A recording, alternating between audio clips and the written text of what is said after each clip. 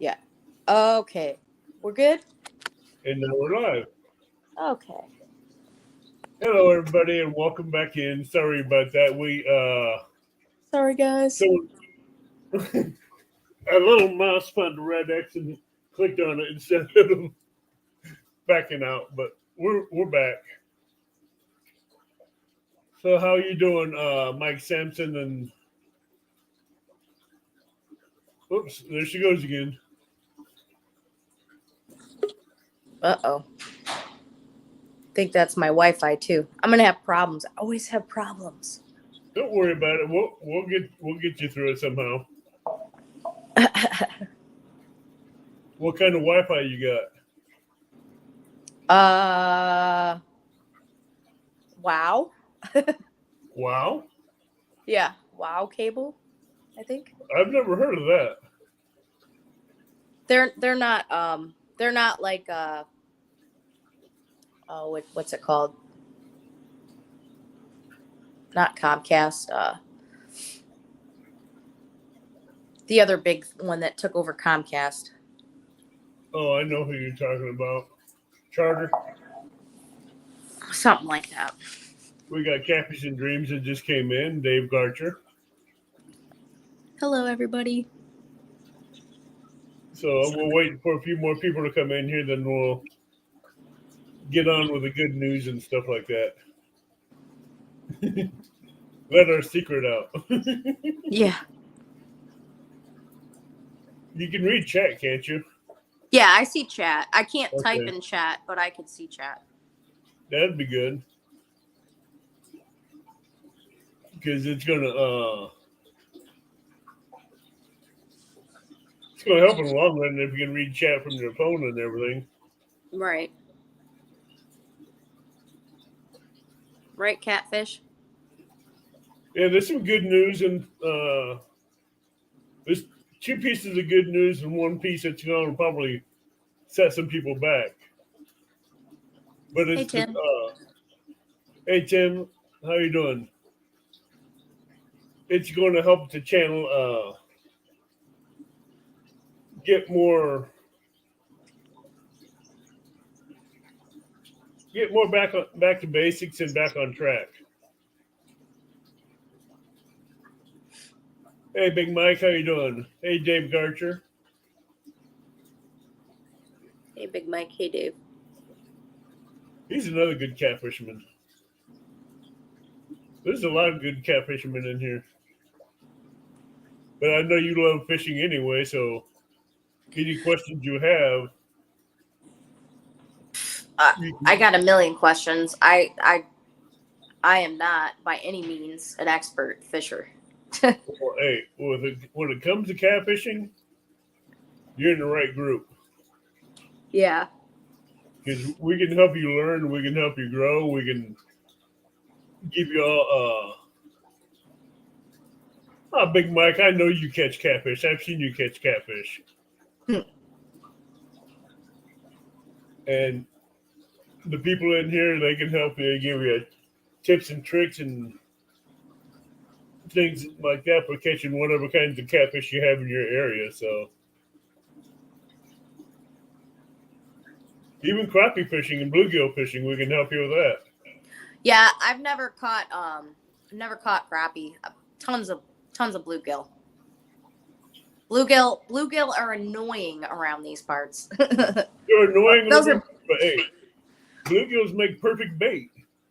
That's true. That's true. Welcome, Palmetto Cats. Thank you for the super chat. Hey, Palomano. All right. We got 9 people in here so far. Yeah, sorry guys, I accidentally ended the stream. Yeah, Palmetto. I'm gonna let her break the good news to you. You want to go ahead and tell them? Me? Yeah. Being the co-host? Yeah. Yes. When I can, absolutely, I will be there. It'll be fun times. I'm shy. I'm learning. Gonna be shy, but we'll get her through it. She's now going to be the new co-host for the show. She came up and asked me if she could be the co-host, and I said yes. And now you're looking at the new co-host for my channel. She's going to be helping me with Hello Catfish and Crappie. She's going to Hey, be helping Catfish me and when I go Crappie. live doing some fishing and keeping on chat and reading chats. And she's going to be helping me with the guest up there. It's going to be fun. We're going to make it fun, aren't we, Ashley? Try. It's going to be fun. It's going to be a blast. I know it will. And that's one piece of news. Now, do you ice fish, Evan? There's no ice around me, or I would. Where are you? Somewhere tropical? No, I'm in the lower part of Illinois, where it's more of a mild winter. Okay. If I was up around where Catfish and Crappie was, I'd probably be able to go ice fishing up there. Gotcha. He's more up around Chicago where it gets real cold. Yeah. What's up, But- 922? 922 Crappie, how are you doing? Chrissy, me too. big technical issues. we're gonna get her accustomed to coming in and getting the stream set up and running. Oh, you're in Ohio too, Catfish and Dreams? What whereabouts, if I can ask? I mean, it gets so cold here in Ohio, the lake, you can stand on it. So Where are you at in Ohio? I'm about Cleveland's probably the biggest you'll hear about Ohio, or Columbus, or So you know where Richfield is, right? I've heard of it. I don't know. I don't like driving, so I don't leave my county. I'm outside of the Dayton. Oh, you're in the Dayton area. Yeah. Okay, I know where that is. I'm about 30 minutes outside of Cleveland. So I'm in, and the lake is literally less than 5 minutes walking distance. It's nice. So I could swim, I could fish, and then there's like ponds around me. There's rivers. We have the Cuyahoga River, the Vermilion River, the Black River. So you got channel cats and flatheads up there. Yeah. No blues my way. That's more Ohio River. That's about 4 hours south of you. Yeah. For blues. Yep. But hey, up where you're at, you should have big channels and big flatheads up there. Mm-hmm.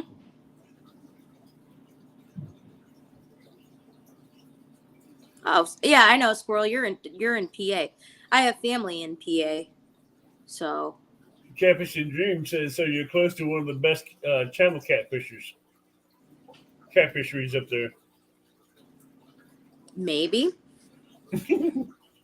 See, if cats are caught, I just feed them to the dogs. They're pretty gamey if you don't filter them and have them clean. I've had it, but they say you can too, but it's very limited. But I don't really go anywhere for that. So what do you like to catch fish on? What kind of fish do you like to catch? I pretty much just go to Lake Erie. I'll do like the river when, steelhead hits, which is now. But and then they have a local stock pond. I don't know if you know Backwoods. Oh, what's his name? Yeah, I know Backwoods Mindset and Misfit. Yeah, he's my neighbor. He's out in the Cleveland area, but he goes to one of the ponds I go to, and they stock trout, the rainbow trout. Which one? Back Maddie or Misfit? Yeah. No, Maddie. Okay. Yeah. He's a cool guy. Yeah, he's super nice, very down to earth, very friendly. Yeah. I've never ran into him. He wanted to do like a meetup and bring his kids. But No, I have all kinds of areas of water my way, so I'm lucky.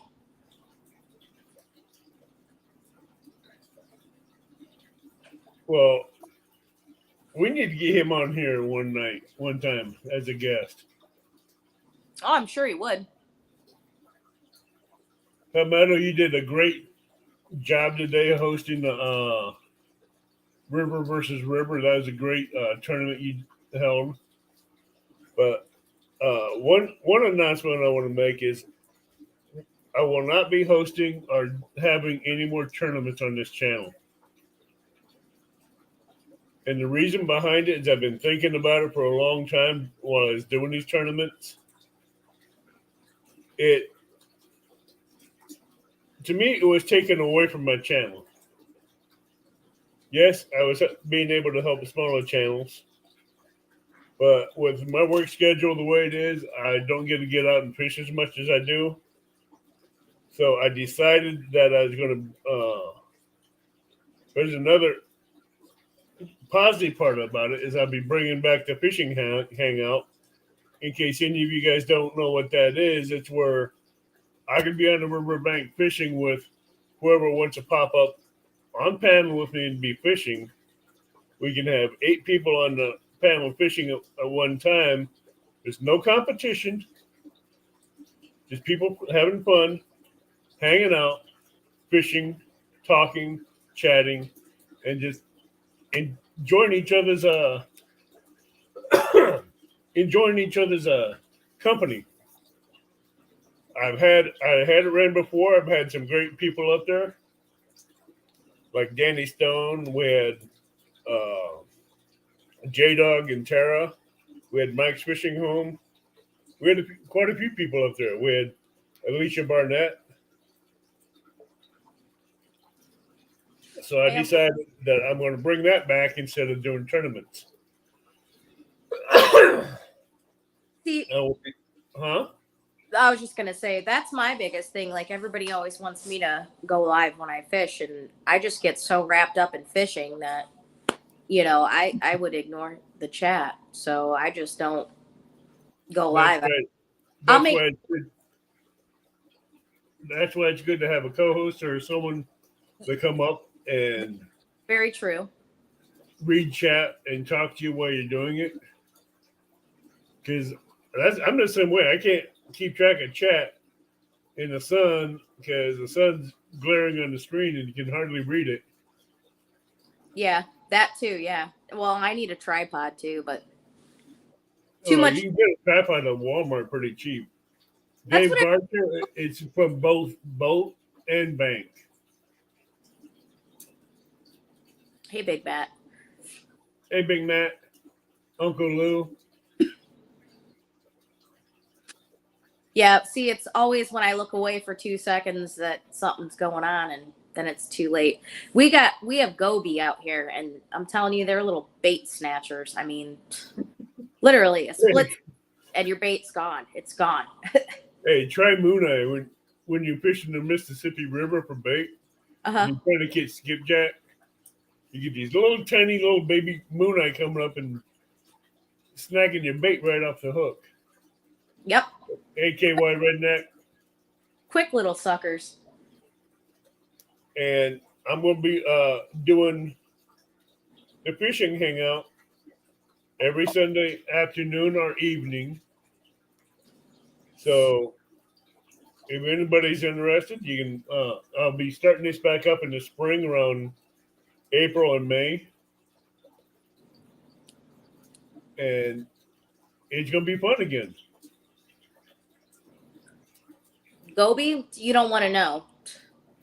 But Goby attract bass. Keep them live. When they're little, you keep them live on your hook.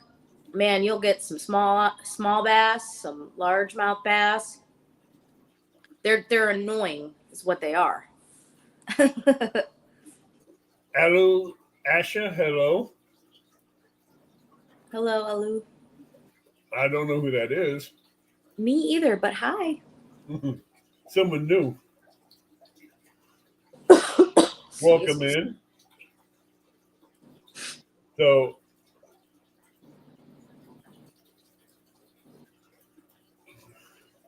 Yeah, they are. I'm telling you, they're horrible. I'll put pork chop. Doesn't matter what size. I'll put pork chop. Use it for bait, worms. They snag it all, man. Well, Catfish from Crappie knows what you're talking about. Yeah, that's what I'm replying. And they're so small. I mean, you can get a decent size, but they're so small you don't really feel them hit. And that's what makes it so frustrating because you're like, oh, son of a gun, got it again. Hello, Alvin Lewis. Hey, Alvin. But the fishing hangout will be every week, 8 people. And of course, you also met the lovely co-host. Howdy, So, ATSO, how you doing, bud? What's up, Trophy? Good win.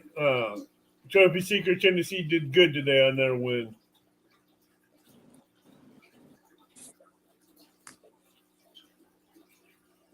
So, for everybody that's new here, Ashley Brady will be the new co-host for the channel.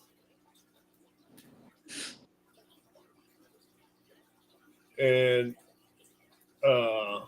like I said earlier, I will not be hosting any more tournaments on the channel. I would be bringing back the fishing hangout that I've had a couple years ago. Would be bringing that back in. Hey, Possum. And it will be run every Sunday around either Sunday afternoon or evening. Depends on if we want to do day fishing or night fishing. So it's going to be a good time. Hey, Squirrel Magnet. Hey, Squirrel. Hey, Brandon. Hey, Possum. Yeah, and like I said, I'll be there as best I can. I between work and kiddo and being up early, I'm up at like 4 every morning. If it's not past my bedtime, or I'm not, We'll work with it the best we can. for You sure. know it? Yeah. Hello, Brandon. Right, Tim? Hey, Possum. It's always cooking. Where's Manders? Possum. Yeah, it was Queen Possum at Brandon.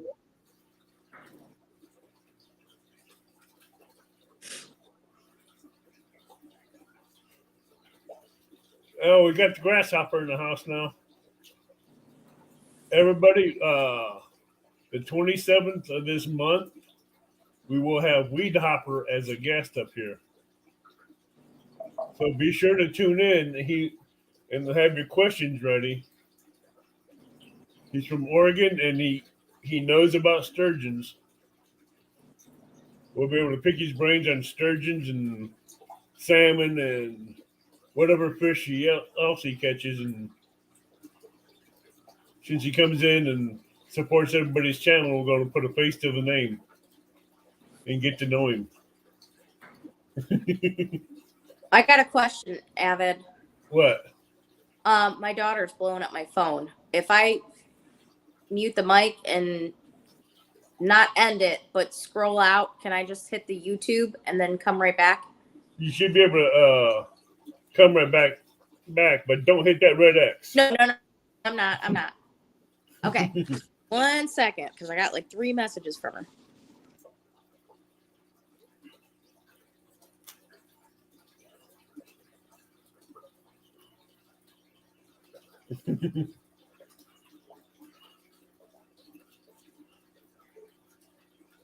So if you guys have any questions, feel free to ask right now.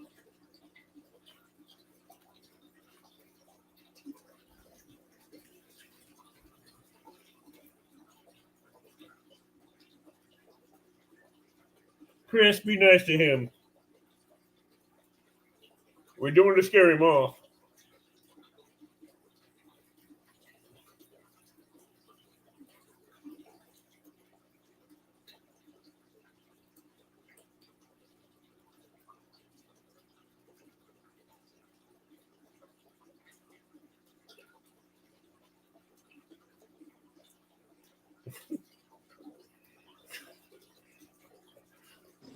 Yay, I figured it out successfully. Woohoo!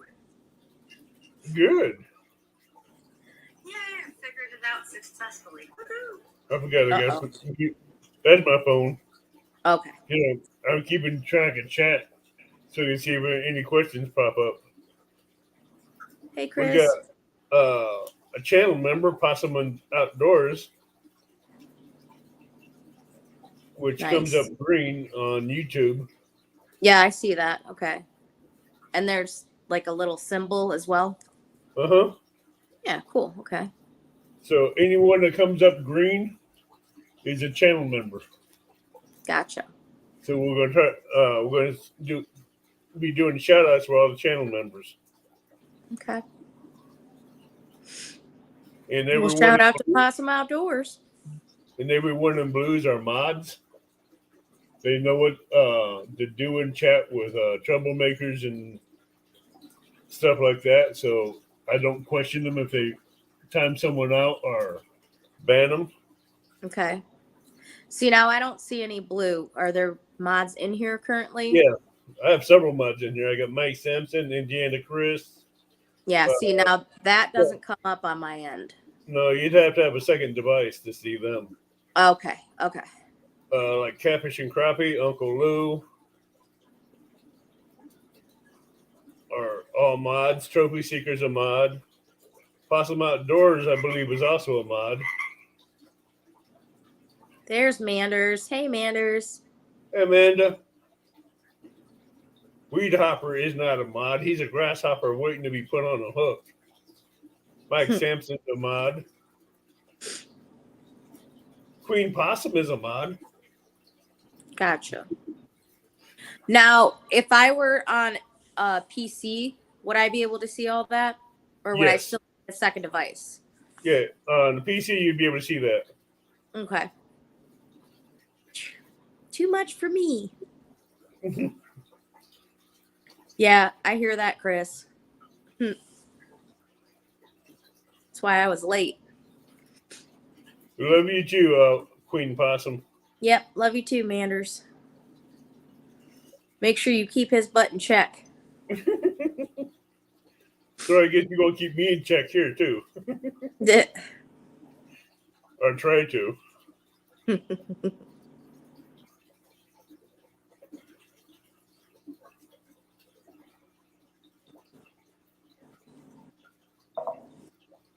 Yeah, boy. good luck. You can go and jump over 9 feet or 6 foot. So, what do you typically fish, Avid? You said you have. I fish for a variety of fish, but I go for bluegills, crappie, bass. I do like tiger muskies from time to time. Mhm. But those things you got to catch them in the right time of year because in the summer and everything, they won't go into spawn until water gets a little bit colder. Gotcha. Yeah, makes sense. Hi, Nick. But like, what waters do you fish? Hey, JBT. I fished the I've been down to Ohio. I've been Kaskaskia. I've been Mississippi.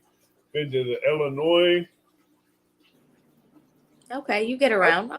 Yeah, I fished in quite a few areas. Hello, Nick. Hoglin fishing.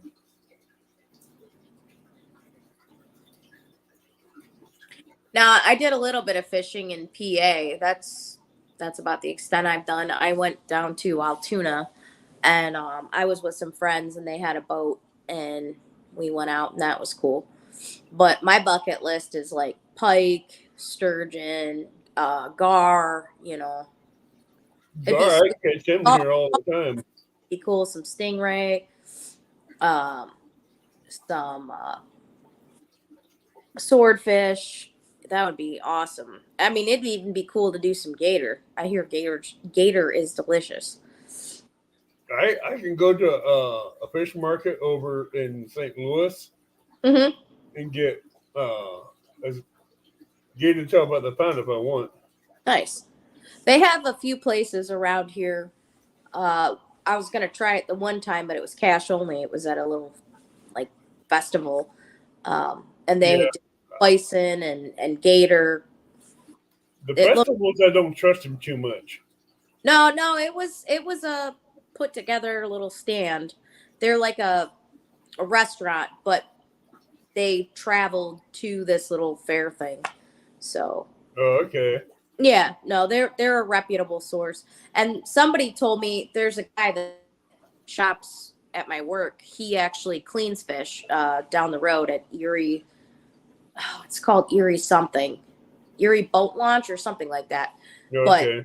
yeah, he cleans cats and fish, for people that catch but don't know how to fillet them and all that. And he's got his own little business going. And he said that there's somebody he goes through for gator. They sell it locally.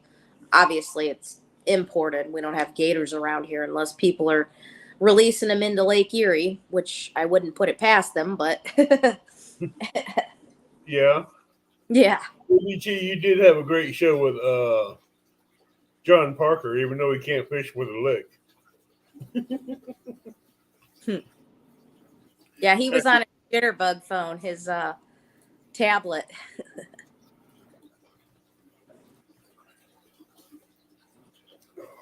Hey, Stan. Hey, Hey, T. Yeah, Erie Outfitters. Yep. so, well, you got people that know your area better than you do, I think. Hey.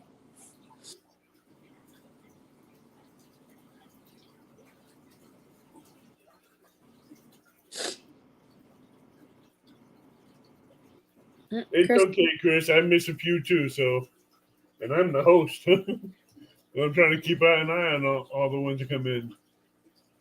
you got 28 people in here. I'm seeing. Uh-huh. Nice. Okay, another question. What does guests mean down at the bottom? That's where we can add guests to the live if we want. Okay, it says one. So is that me? That's me. That's me. You see, Okay. Okay. but if you click guest, Uh-huh. you be able to add guests to it too. By click, since you can't put it in chat. Let me do this once. Let's see. Are you Yeah. gonna? Copy. Paste.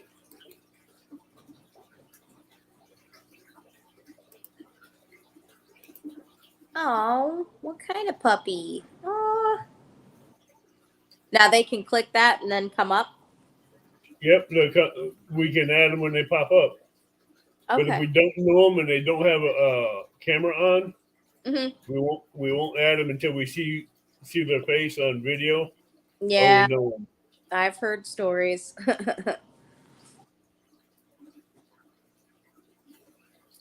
Hey, Barefoot, Pontoon Jody. This is Ashley. Hey, Jody, the She beautiful will love. be she offered to be a co-host for the show.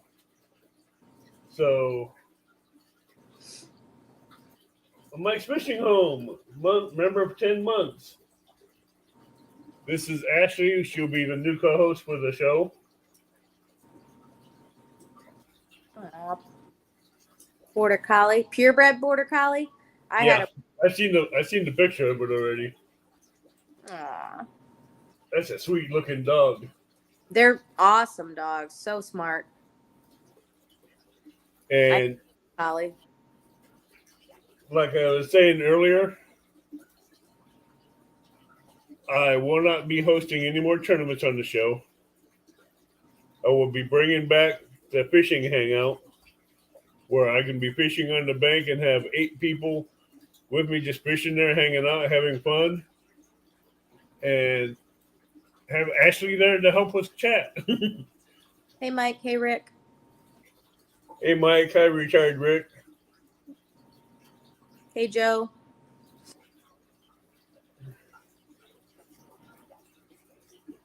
Hey, Joy. So I won't be bringing back the fishing hangout, but it will be coming back Joy. in April and May.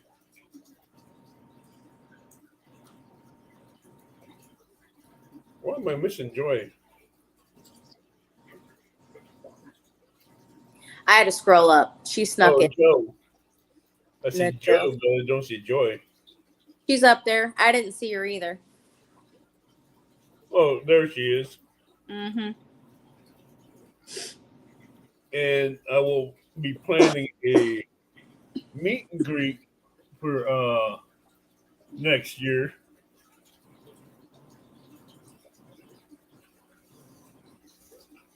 Yeah, Chris, I will be bringing that back out. Yeah, it's laid back. There's no competition to it. Just fishermen coming together, wanting to hang out, have fun, fishing with one another, and just chatting and sharing their tips and tricks with people. It's going to be a good time. I think it's a great time. That's what it's all about. Having Mhm. fun, having a good time. There will be no competition in it. It's just laid back fishing for however long we want to fish on that line. It's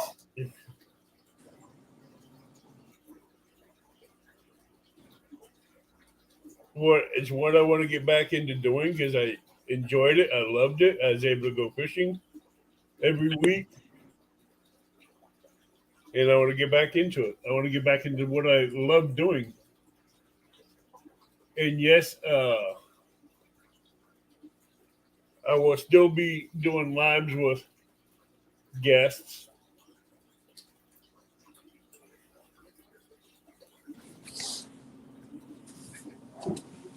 If weather ain't going to let me go fishing on out there, I will still be hosting the fishing hangout.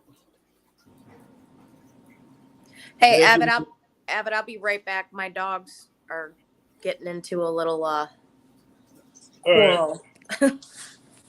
Be right back. Thank you, Chris. JBT, you can come up and talk about it. I posted the link up in there. Let me post it again.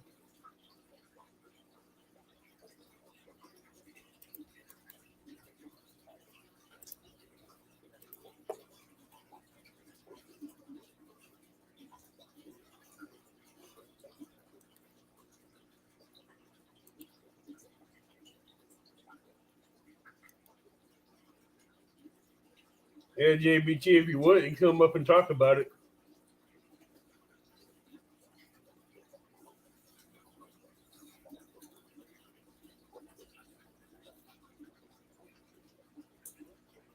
I didn't say I was going to do a 1v1 stand. I said I'd think about it.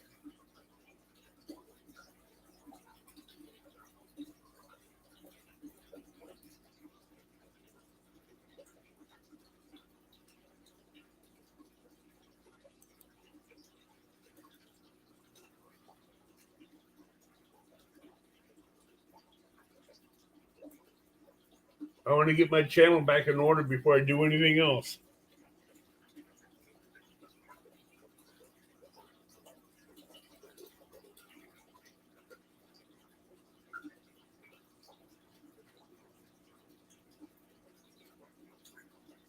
I know I hate the phone autocorrect, Jody.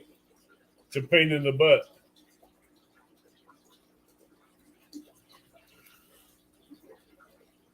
Yeah, Jody, I gotta help her get past her shyness and her stage fright.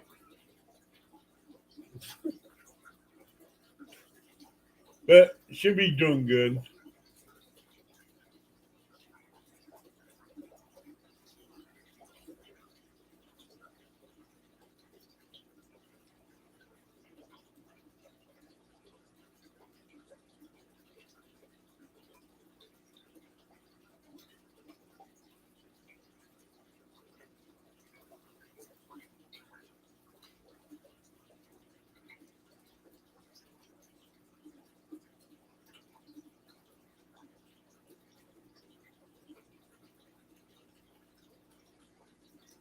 What was that? Pontoon J? J Dog or JD? Chris. Oh, okay. That's a joke.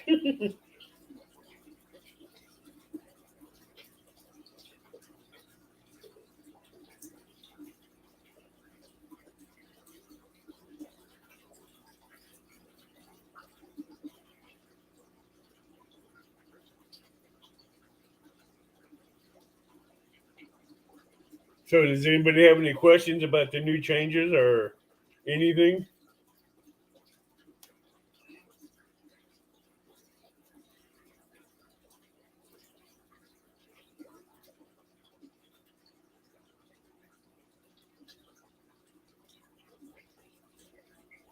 Anybody have any questions? I'll feel free to answer them if you have anything.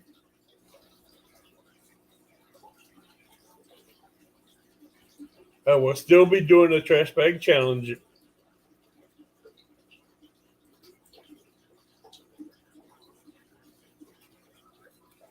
Yeah, retired Rick. I will not be doing any more tournaments.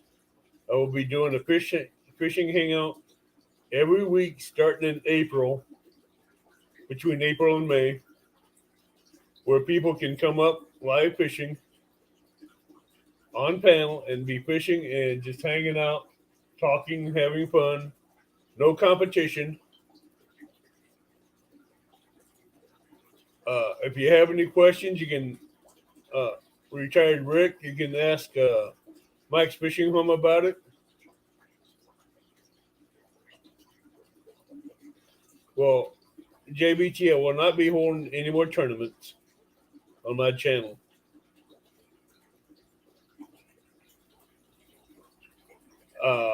I decided after long thinking about it long and hard, it's taken away from something I love doing.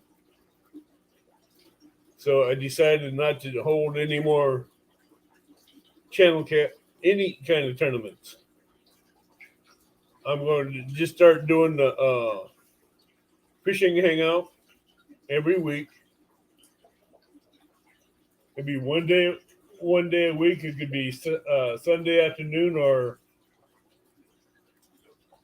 Sunday night. It might even be Saturday night and Sunday night. Who knows? But it's going to be fun. Good night, Possum. Love you. Behave.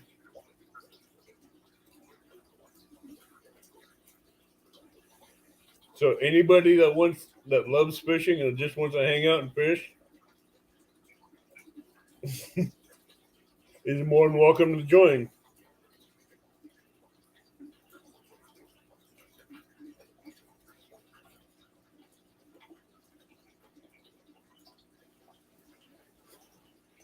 No, it ain't vampire hours, JBT. It's Bigfoot hours. I'm back. Sorry. I have 3 dogs, so. Oh, It's a don't little chaotic. apologize. Hi, Glacier.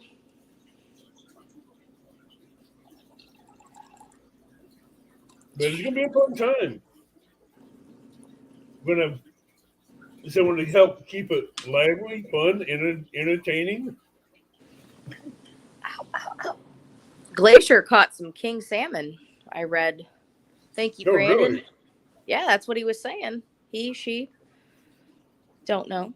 I'm assuming he, but Where's Glacier Shark Outdoors from? I don't know. I just saw him yesterday on Mike's. He's in chat. Yeah, I see. That's what I said. He just caught, he or she just caught some king salmon. That'd be cool too. That'd be cool. Dude, it would be awesome to catch some king crab legs, Alaskan king. Oh, yum. Those And things lobster. are big. That would be sweet. Those Crab things are legs. huge. It's Devin. I'm a he. Okay. Well, you also have a unisex name too. So, but it's spelled masculine. Huh? Yeah, I didn't want to assume. Yeah. 12. Did you say 12 pounds? Glacier? 9 and 12 or something like that? Just trying to pay attention. Hey, Turtle Lady. Hey, Ooh. Angelina, how you doing? That's rough. Hey, you get some rest. But Angelina, our turtle lady, you're looking at the new co-host for the channel, Ashley Brady. There will be no more tournaments on the channel. We will be having a fishing hangout once a week to where I can have 8 people fishing every week. No tournaments, just hanging out, fishing, chatting, having fun, talking fishing, talking tackle, whatever. Just kicking back and having fun catching fish. It's going to be fun. What size Glacier? Do you do that for a living? Do you sell it, or is it like a hobby? True, Chris, but I don't plan on doing any more tournaments. It'll be starting in April, between April and May, when the weather starts warming up. I want to try get them right when the fish are really starting to bite really good.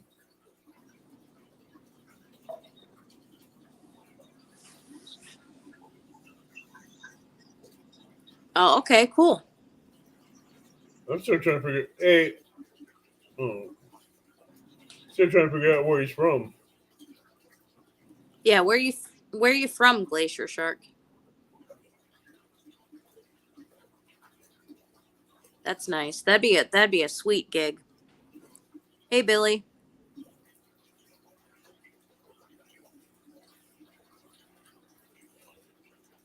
Tim, I will still be doing a flathead challenge with Jody when I can. Oh, Alaska. Ugh, my dream. That's cool. I'm not even trying to pronounce that first name. Yucatan. Yucatan, Alaska. I think if it's right. Nice. Hello, Cold Creek. Saying hello, Miss Ashley. Billy. Yeah, you got a beautiful scenery.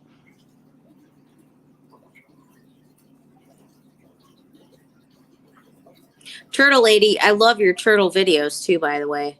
You are a daring woman. I saw that potato chip video. Turtle Lady, you'll love the fishing hangout. It's a blast. You'll be able to talk to a lot of people that's just there fishing and having fun, and there's no competition there, just having fun. JBT, I have a friend. Well, I had a friend in middle school, and she was from Alaska.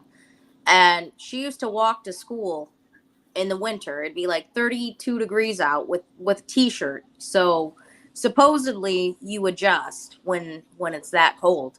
You get used to it. I mean, I called her crazy. But yeah, she'd be walking to school in a t-shirt and jeans and some boots. And I'm like, "Where's your jacket?" She's like, "It's fine." Okay. JBG, think of Alaska like this. You get 6 months of darkness and 6 months of daylight. Yeah, that's a little crazy. And it's hard to get your clock set to a state that has 6 months of daylight and 6 months of darkness. Nice. South Carolina's nice. Good for you, girl. Oh, she was. If you don't have Turtle Lady, you should hook set and go see some of her videos she has. Yeah. Turtle Lady's awesome. I got Turtle Lady. Her and her son, they caught a giant stingray. See, that'd be cool. She has a video on her channel where she caught that giant stingray. I think it's close to 80 pounds, 50 to 80 pound stingray. Wow. I mean, that's a massive thing. It's barely fitting the net that they brought it up in. So if you're new in here, please click the subscribe, the bell notification, and thumbs up. It will help with the algorithms and let you know every time we go live and when we have guests on here, or when we go live and start doing the fishing hangout in the spring. Hi, Robin. Hey, Robin. Good to see you. Yeah, 40 degrees isn't really cold for Alaska. Alaska's definitely on my bucket list. For a long time, I wanted to live there, but I don't know about now. But If I was going to Alaska, I'd wait until spring. when it's warm. Yeah, you have 6 months of light, but I would not do it when it's 6 months of darkness. I want to go to Alaska and hunt me a bear and make me a pair of bearskin overalls. Those bears up there, you better watch out for because they'll hunt you. Yeah, I know it. But that would still be cool. But there's polar bears up there are not scared of humans. I wouldn't mess with a polar bear. I'd just mess with a bear. Those Right. Kodiaks up there are just as mean. Yeah. No, I don't. Yeah, from what I hear, they'll just come right up to your house and Oh, well, he's at the dang blasted rainforest. What Glacier is. rainforest. You mean an iced forest? When it gets colder, it will be. Mm-hmm. Oh, so you have like a vacation getaway, Turtle Lady? No, her son moved down to Florida and bought a house. So she went down there to help him get it set up and everything. While she was there, she fell in love with the fishing there. Mm-hmm. Nice. I heard, I think it's Florida's a part of that, but isn't it illegal to fish for angel fish out there? Do you know anything about that? I believe it's illegal to fish for angels out that way. You can't really Robin, touch them. I need you to send me your info again.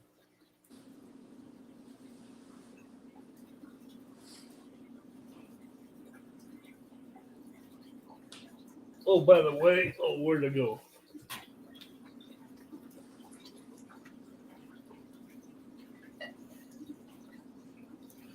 Are you Hey, still Robbie. in here, Robin?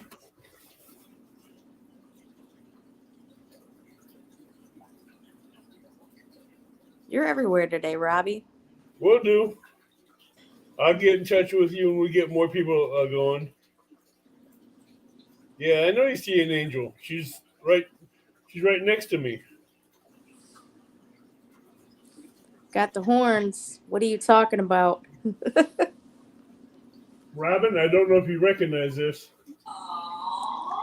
Yeah, I got my hair cut for my friend's wedding, actually. She cut it too short, but it's growing out now, so. I had a subscriber send me a fishing line. A fishing link to what? A fishing line for night fishing.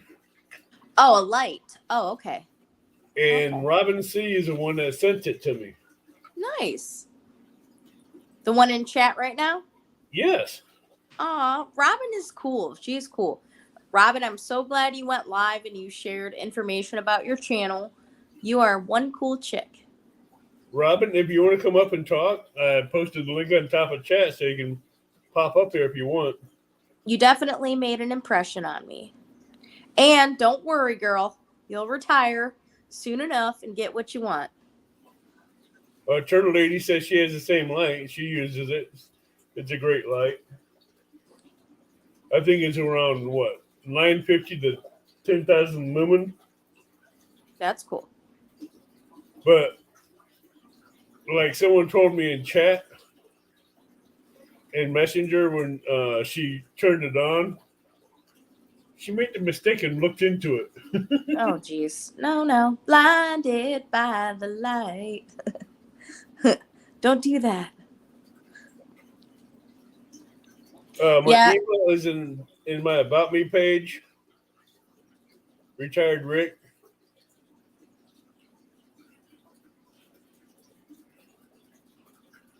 Yeah, that's how I found him, Rick.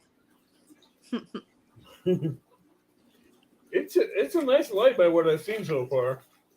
Yeah, that's cool too. It comes in its own little bag. That's Mhm. another thing I need to invest in is a night fishing light.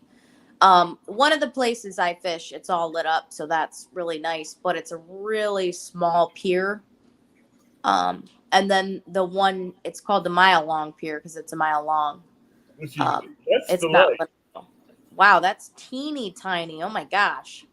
but that's super bright too. That's awesome. Yeah, heck yeah. Now, does it have like a stand to post it up or prop it up, I should say? That's a stand that goes There up you to go. 10 feet. Yeah. It's a Nice. telescopic stand which extends to 10 foot.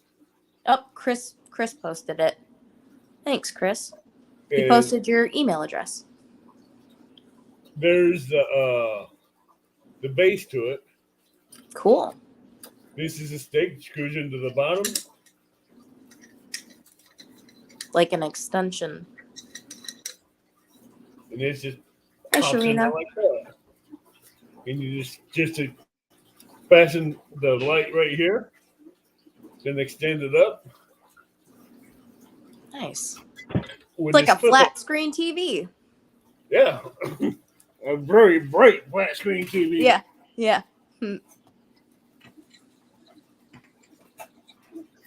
It'll blind you if you're not careful. I would say ask someone in chat about it, but I don't want to point Good night, fingers Turtle Lady. at someone. Good night, Turtle Lady.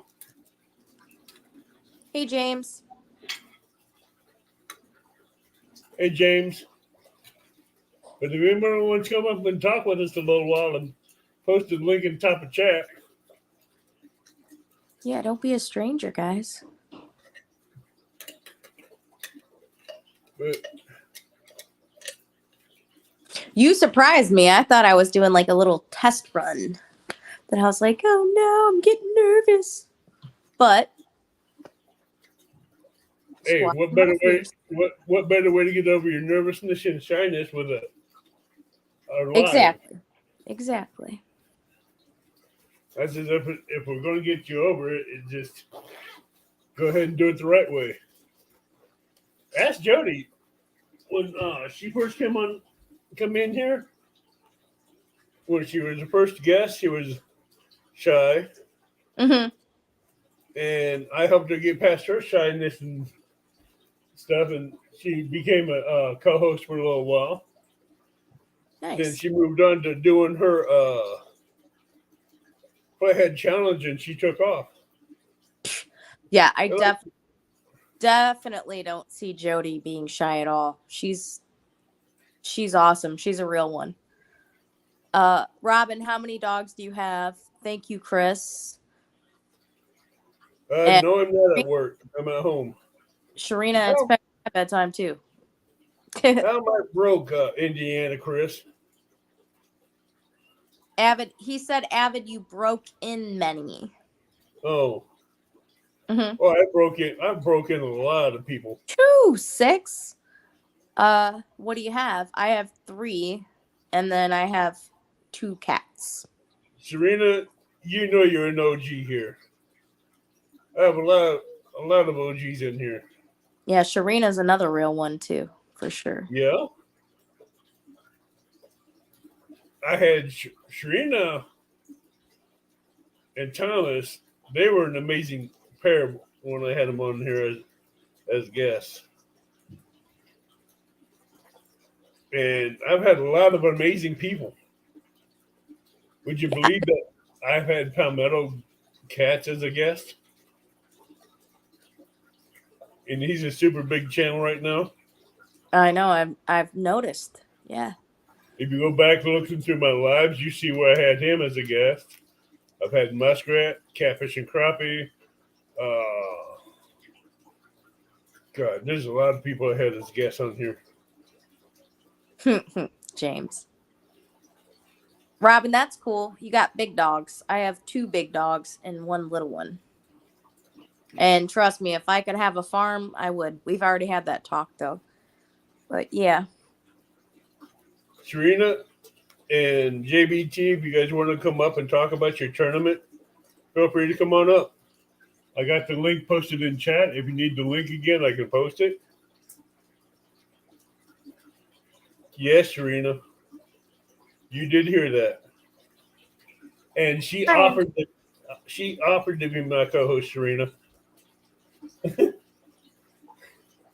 Which surprised me. Oh, cool, James. I bet that was a lot of work. My shepherd's something else, so I can only imagine a wolf. They're too smart for their own good. Let's put it that way. Bunch of brats.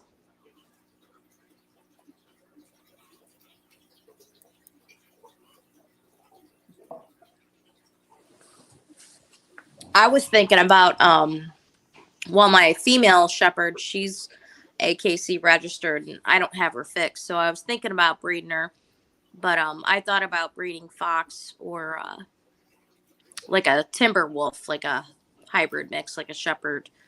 I'd be careful with a timber wolf. Yeah, well, and that's the thing.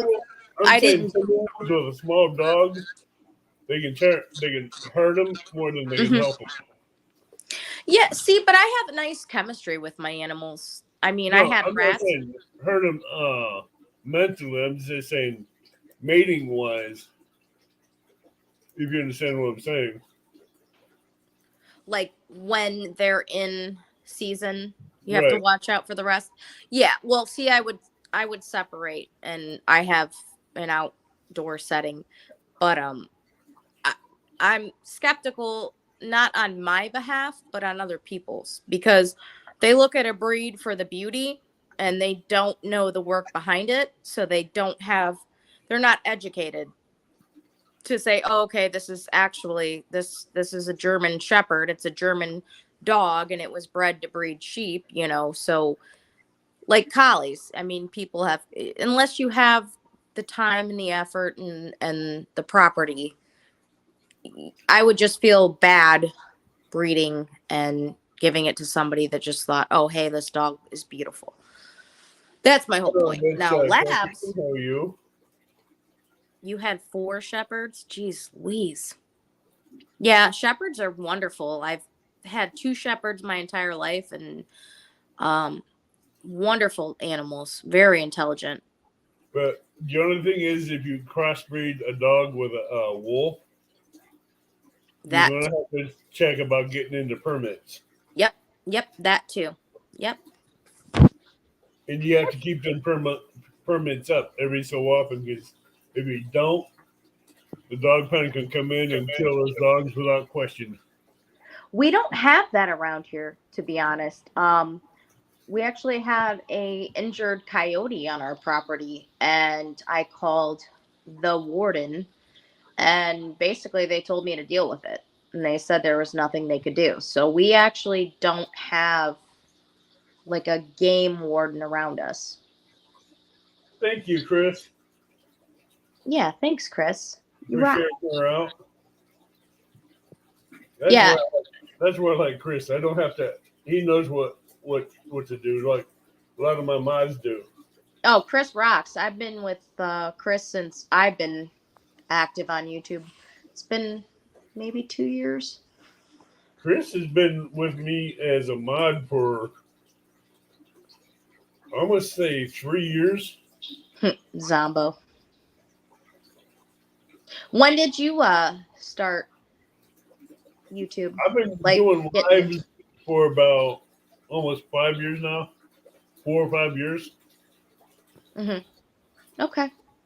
I started out fishing, and I started out the channel to help beginners learn how to catfish, how to fish, and stuff like that. And I started helping smaller channels, which is along the same line. And ever since then, when I decided to go live, I started doing FYI or DIYs, and it didn't really set well with me with doing DIY. So I decided, all right, I decided doing guests, and someone told me, well, you don't have guests like everybody else does. I says, yeah, I know, but I want to go outside the box. Mm-hmm. I don't have the constant, continuing guests that everybody else has. I want to bring in guests out of chat, younger channels that people don't know, put a face to the name and get to know them. Right. Well, Gotcha. I started that. Yeah, I mean, I remember talking with you. We were talking about Wells catfish, and I was like, whales? What are whales catfish? And because you guys have the accent, and I remember talking to you a couple year or two back. Uh-huh. Yeah. Brandon, I don't do king shepherds. I like smaller shepherds. They suffer from hip dysplasia and arthritis. So the smaller the shepherd, the better. And let me scroll up because somebody else. Get the Beijing Bandit Frogster in here. Oh, Bandit, your gifts were so precious on Coastals. Panda was so happy. Her laughs, the laughter. Oh my gosh. And that little elephant. You made a little girl happy. You sure did. That was so cute. With that Christmas card, the ornament, the elephant, and the kit. Girl, you made her amazing. You made that little girl blush and smiles. Yeah, her giggles were priceless. Oh yeah, they were priceless. Hello, She Maurice. definitely a kid in a candy store. Hey, Maurice. And JBT, Belgian Malinois are 10 times the hyperactivity as my shepherd, and she is something. So be careful with that. You really got to run them. You got to take them on car rides and socialize them. I mean, they're very protective. They do a wonderful job, but you got to have the time. Let me tell you. Well, Maurice, you get some rest, and Ashley Brady is going to be the new co-host. I will not be hosting any more tournaments. I will not be hosting tournaments on this channel. I will be bringing back the fishing hangout, and it'll be coming back in April and May. It'll be every Sunday, and stay tuned, and I'll give you the hours it will be, because I'll be working around both my schedule and Ashley's schedule, where she can co-host. And we will still be having a live chat where we can have guests on here too. Where the guests at? Huh? I said, where the guests at now? No, I'm kidding. I'm trying to get some people to pop up here and panel with us. Don't be shy. I don't bite. I promise. Oh, this is gonna be fun. Oh, okay. Well, regardless, Frogster, that was wonderful. The pounds or whatever you call that. 5 pound. She was so happy. I mean, those giggles, and she's like, "Mom, I love it." And Hey, you're gonna bring up the first guest? me? Yeah. They're in the Hold basement. on. I figured do I'd it? show I was real. Woohoo! I did it. Out there or not, but with like random stuff, like they'll show like a person like recording of themselves doing something like that. Mhm. I've had it happen to me before where I put something and then they end up doing that. So I am a real person. Don't worry. I'm not a voice on the telephone. Those things annoy me. Well, hello, Well, real no, person.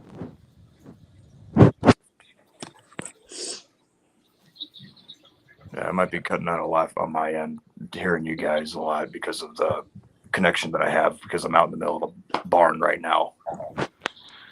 But Looks like it. but I had a question on fishing. If you have a question, ask. How do I go about asking somebody to go fishing with me? I want to ask my dad because it's been like almost a decade since the last time I fished with him, and I'm trying to figure out the right way to ask him. But right now it's close to the winter time in Wisconsin. Whoops, we lost him. There he goes. Aw. He'll come back. This is going to be a heartfelt question. Pin Warfare, I like him. I got the Pin Rival, and I love it. And I got Oh. Here he goes. Oh, there he is. Go ahead with your question again.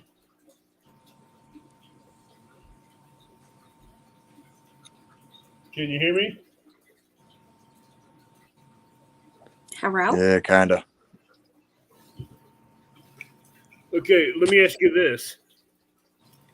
Does your dad love to fish as much as you? I don't know what it is with my connection. I'm running off of data right now. It might be from other sources. Well, we can hear you. Can you hear us? He's running his connection. Let me see if that fixed it. Let me Testing, wait a minute testing. to see if I. Can you hear me now? Very choppy still. Very choppy. It might take a moment. Verizon is my best friend. Yeah. Yeah, Verizon is no one's best friend. Not as of late.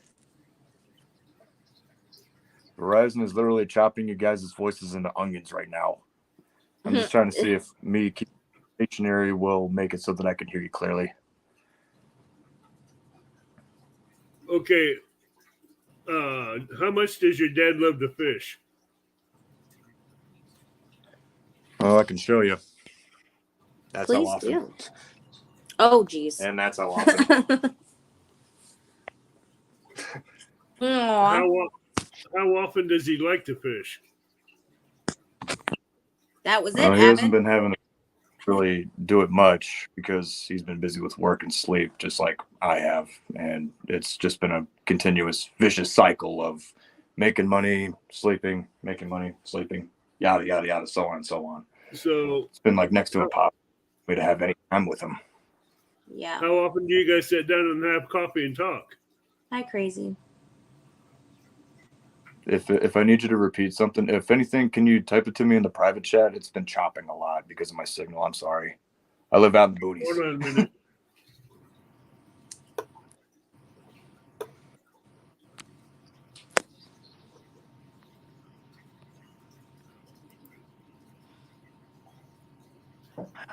Only day off I have this entire week. I gotta work like 6 days a week straight, nonstop, back to back, over and over again. They've been behind on orders at my job, so I've been having to come in every Saturday almost. It's been crazy. Oh, I understand. Can you hear me? Yeah, I can hear you now. I Okay. think I'm okay. I can actually see you guys moving now. Sweet. Okay. Well, I'm going to tell you this. Time is unpredictable. Time is precious. And there is no price tag for time. So it doesn't matter how much you guys work or what bills you need to pay. If you want to fish with your dad, just ask him and say, hey, can we go fishing this day? I've dealt with several deaths recently, and they were taken at a very young age, and there's no price tag on that life or that time. And I know a lot of people that are regretting that they wish that they made more time. So if you want to go fishing with your dad for a day, I don't care if you have to call off of work. Ask him. I don't care if he has to call off of work. There's no amount of bills or whatever Just do or it. the IRS. Yeah, just do it. Because Yeah, whether you're alive or you're dead, the IRS is coming after your arse. I don't know if I can cuss, so I'm gonna say arse. But just memories you'll never get back. And if you don't make them, they're never gonna exist. And again, there's no price tag on that. So you want to go fishing with your dad? Straight up ask him. You guys call off, take the day off, whatever. Take vacation. Just do it. yeah, like I was going to say earlier, in the morning when you're and him sitting down having coffee, talk to him about fishing. Talk to him about making plans and going fishing. Absolutely. That's next to impossible because I worked midnight to 8 in the morning. I'm third shift, so by the time I get off, he's already about 2, maybe 3 hours into his shift over where he's at. He designs cabinets on the computer using AutoCAD. Do you guys text each other very often? Yeah, every now and again. Mainly whenever I do something wrong, but Yeah. that not very often, mind you. Okay, don't hurt me. I'm kidding. Hey, But kids will be kids. We all mess up sometime. I can't help Yeah. that I love that. But How old are here's you? an idea. I turned 28 3 days ago. How old is your dad? Yeah, that's not good. No. Clarify. Don't make him sound ancient now. I'm just kidding. It's been a minute since I've even kept track of my parents' ages. I think they're getting close to they're up in their 60s basically. Okay. They went 30s before they had me and my brother. Oh, okay, just in the are you off tonight? This is the only night I have off now. So get up when he gets up, have a cup of coffee with him, and ask him if he'd like to go fishing with you and make a game plan of it. The main problem I have now is wind, because I'm up in Wisconsin and it just snowed like a lot, and I don't want to. Hey, Well, I don't know. hey, you won't know that until you can cross that bridge when you talk to him. You won't know that unless you talk to him. Yeah. Well, and here's the thing too, because I speak from experience. I don't have a relationship with my mom. I'm 32 and I haven't seen her since she was 13. And I don't have a relationship with my dad. And that's why I'm saying that it's important and it's vital that you do.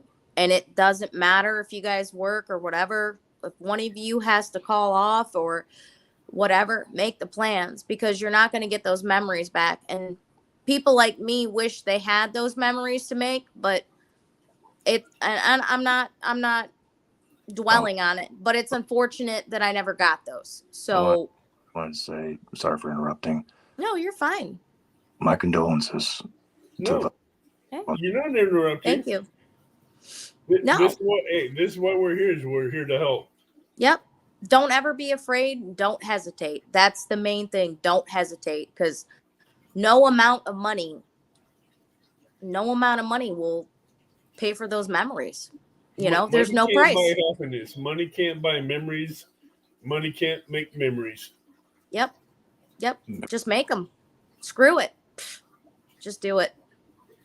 Just message him, talk to him, make a phone call to him, and ask him, Dad, let's go fishing. Thank you again for helping me with the advice. I appreciate it. I'm going to hop off here for now. I got to get back to jamming and enjoy the rest of my one day off. Ooh, jam night. I do jam night too, Zabi. Fun stuff. I've been You be safe and you take care. My brother set Nice. 2 big speakers and a gigantic TV so I can play Sweet. that. Nice. And my brother drew. I don't know how long ago he drew this, but he's turning 20 soon, and he draws like a 5-year-old. Cool. And Cool. at Rackle, got to represent. This is actually my favorite one. They represent the USA, baby. Amen. Represent. And I got my because it is literally freezing out here to the point where my toes start going numb. I've been Oh, having to my rely toes on this get bit. cold. I You get need a cold. heater. Yep, that's what I got right there. It's one of those Hey, ones where as soon as you Littlefoot. plug it, room within like 10 seconds. Huh. Thanks to good old. But the only problem with it though is that it makes the entire room smell like kerosene. And every time I try Yep. to take a drink of my, I literally taste gas. Yep. Get an electric heater and put it in there. Yeah, Abbott, I'll be right Eventually. back. All right. I'm gonna drop out of here. Enjoy your night. Thank you again for the advice. I needed You're it. welcome. I hope it helps you out. It will. Thank you. You're welcome.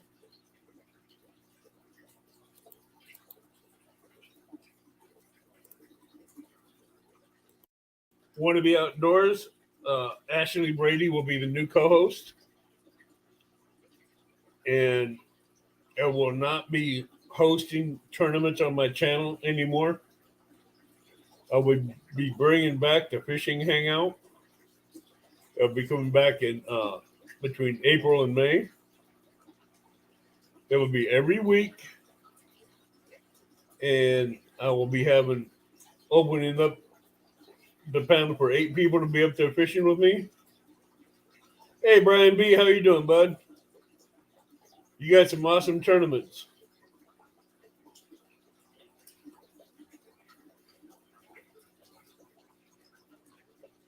All right, Froggy.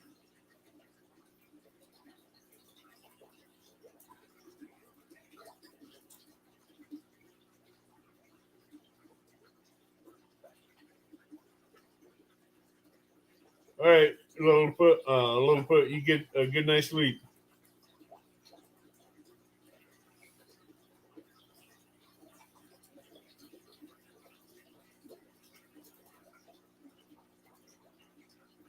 Hey, JD, how you doing, bud? Hey, J Dog. Hey, Buck. That was really nice. Hey, Matt. Aw.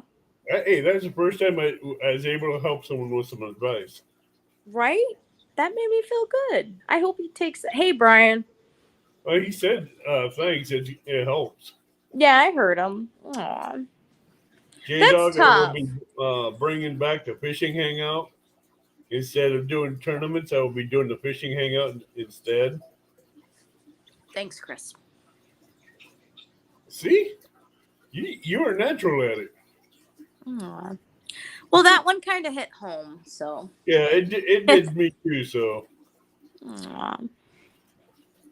It just makes you think, everybody's got a story and something going on. Mm-hmm. In Zombie Prepper, he's been in a lot of people's chats. That wasn't Zombie Prepper. That was Zombie something. Zombie something. Hold on. Let me see if I can scroll up and see it. I might not be able to. Zombino or something. Oh. Zomboholic. Oh, Zombaholic. Okay. Yeah. I thought it was a zombie something because I couldn't really read it. Aw. Yeah, but Brian said, yeah, Shut up, Brian. I hear that so much. Yeah, I'm gonna pull it. I'm gonna flick it. You're just jealous. It's my teleportation device. Like Bewitched when she twitched her nose and she was like, hey, and then she disappeared. you remember you're an admin in here, right? Mm-hmm. You know what you can do as an admin, right? What? Anybody that picks on you, you can time them out. I heard about you. You're in a tour. See, I don't think I can do that. Yeah, Oh, I you can. Oh, I can on my mobile device. can. Oh, and I can do that too. Oh, okay. Uh-huh. Wow. Brian B says, no. You can time. Hey, Brian B has a wrench, and you can still time him out. I saw that. I got the power. I got the power. This is another reason why I wanted to get you on live so you can learn some of the tricks and The tricks to the trade. Uh-huh. That's what I thought. Hey, what live can you be on that you have all that power? right? Oh, nice. Nice. See? Small world. Very good show. I like that show. Oh, I liked that show when I was growing up. Mm-hmm. See, now, Banda Progster, I consider her a good friend. No. Never. Yeah, Froggy, you're adorable. Froggy's up there with Becca. Miss Becca. Let's see, Froggy, right now I have just Froggy, me, Turtle Lady in the chat. But if you're on Messenger, I can put you in there. Yeah. So much technology, dude. I told you, Windows 98. No, I I'm saying remember it's an app Windows that, 98. hey, just an app you can get on your phone. I know. There's an app for that. I'm not tech savvy. But Hey. I understand. Hey, having a channel, having Messenger helps a lot. Hey, it beats emails. Yeah, it's more what's the word? Convenient, and it's faster. Yeah, it's way faster than emails. It's like texting. It's just as fast, but sometimes a phone call works just as great.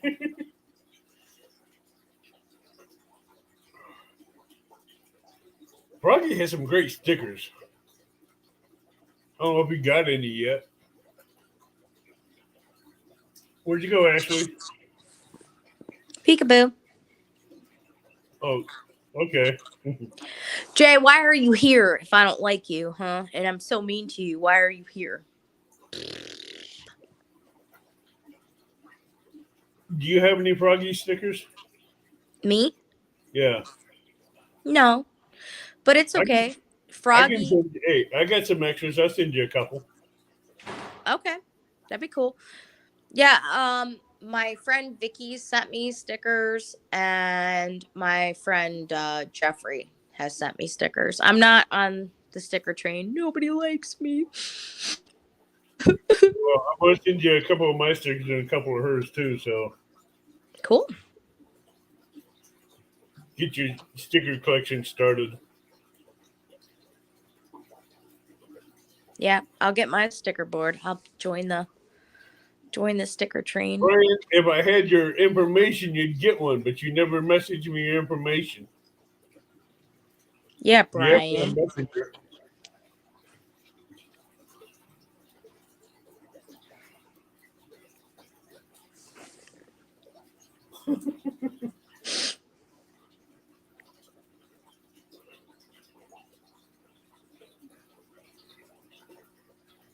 Nice, Robin.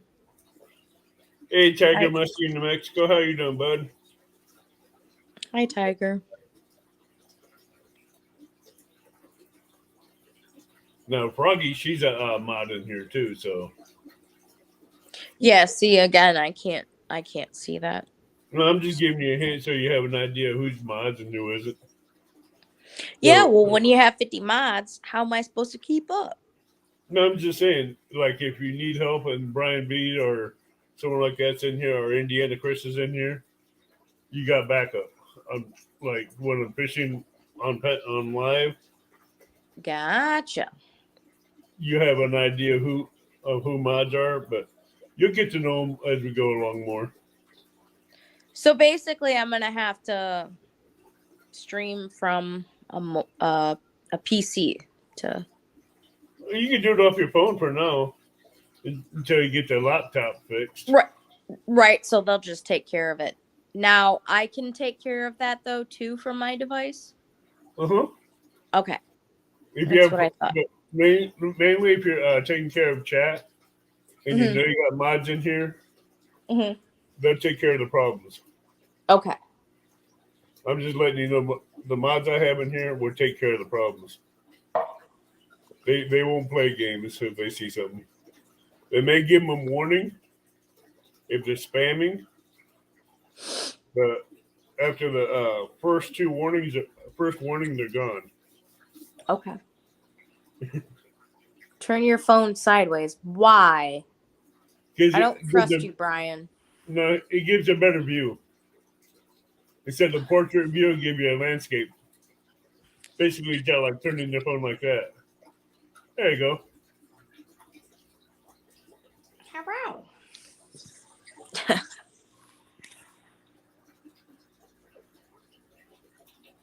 Yeah, that was super nice, Frogster. That was precious. Like, That was really precious what you did for that little girl. yeah, she was so excited and Mhm. happy. And to make that little tree topper with the gingerbread house and the year. I mean, that's Did you see Panda in the women's fishing tournament? no, I didn't, but I heard about it, but I did not. Oh, that was that, Hey, that Keith. was awesome seeing that. And Panda stole the show. I bet she did. She's a little she's a heartthrob. She pulls on your heartstrings. She's an adorable hey, kid. she was a winner, even though Angelina won. Mm-hmm. Panda still beat her out. Aw. Still won, and that was amazing.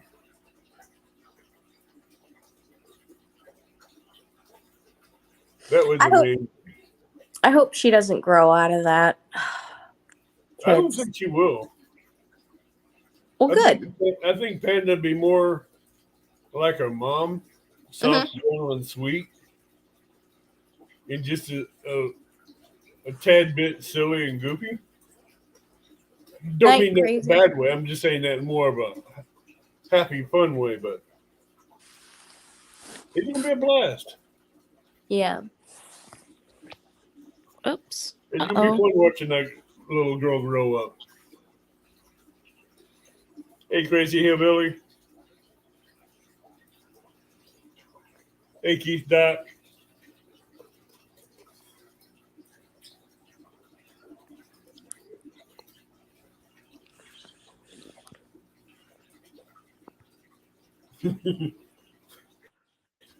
Oh, now you're learning what you can do, huh?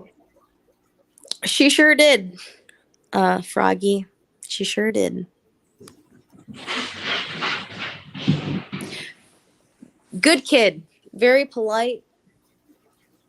Very respectful. Good kid.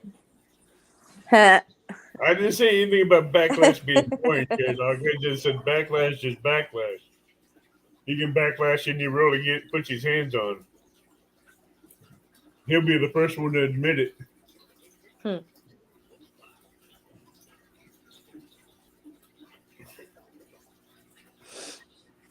I ain't saying backlash is boring. Backlash is fun because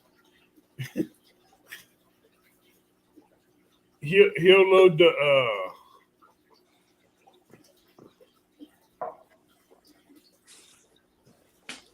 Uh-oh.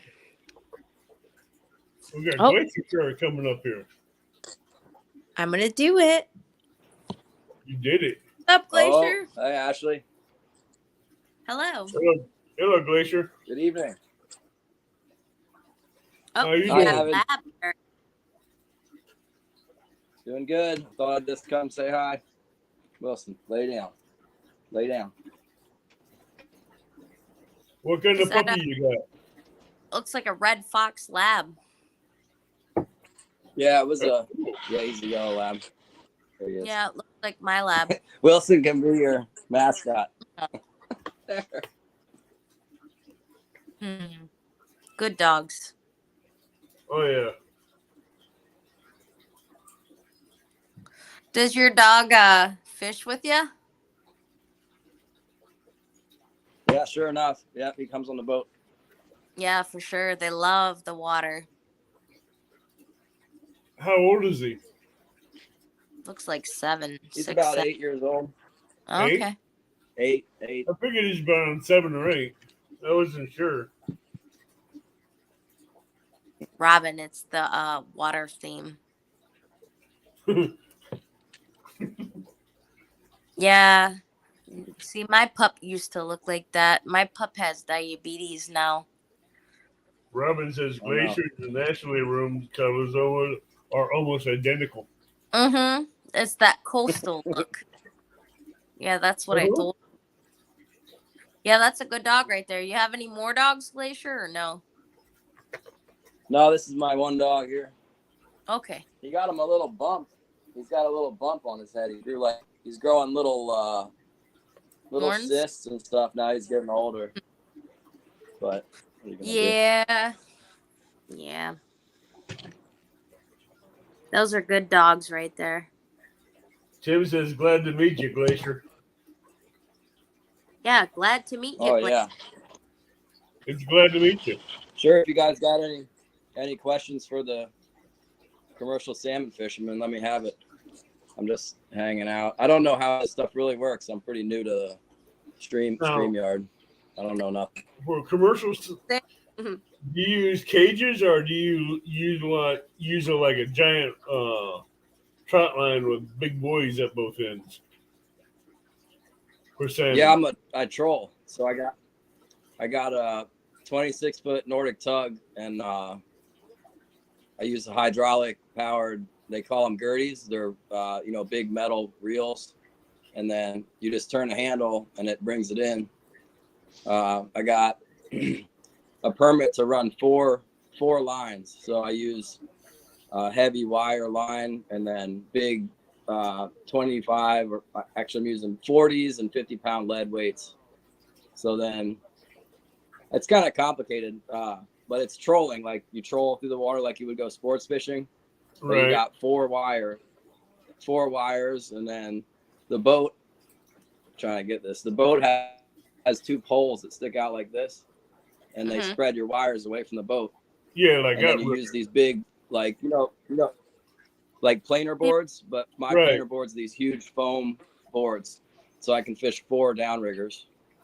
So like today, I was fishing 21 fathoms, so we're about like 126 feet deep, and running wow. like four or 5 hooks on each wire. So whatever that adds up to. Do you run like a private gig? Or are you just doing like a small local setup? Sure. Yeah, Okay. I'm also a charter captain. I did that for years. But this is just commercial. This is strictly catching fish for the market, for restaurants and whatnot. Right. Yeah. Okay. Nice. So, how many fish in a trip do you normally catch on a good day? Well, a good day would be like somewhere between 5 and 10 for a king salmon.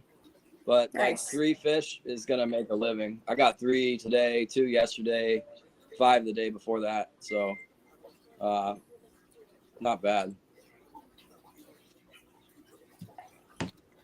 But it's just fishing with hooks. Like this is using this today, coyote spoon. It's commercial, but it's actually just like any other fishing. You got to make them bite. It's got more hooks because I'm commercial.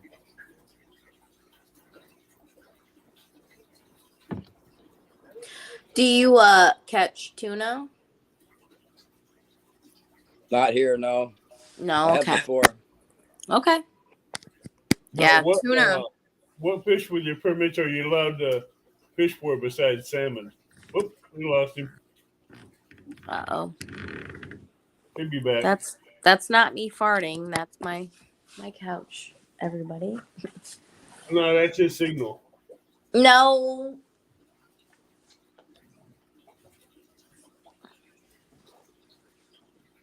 He probably clicked the wrong button. It's coming back. He's coming. No. Well, sorry about that, guys. Pushed the wrong button. See? I It's all told you. good. Been there, done that. Yeah. I can't see the chat. How do I get to see the chat? I'm on an iPhone here. Me We too. can take care of chat for you.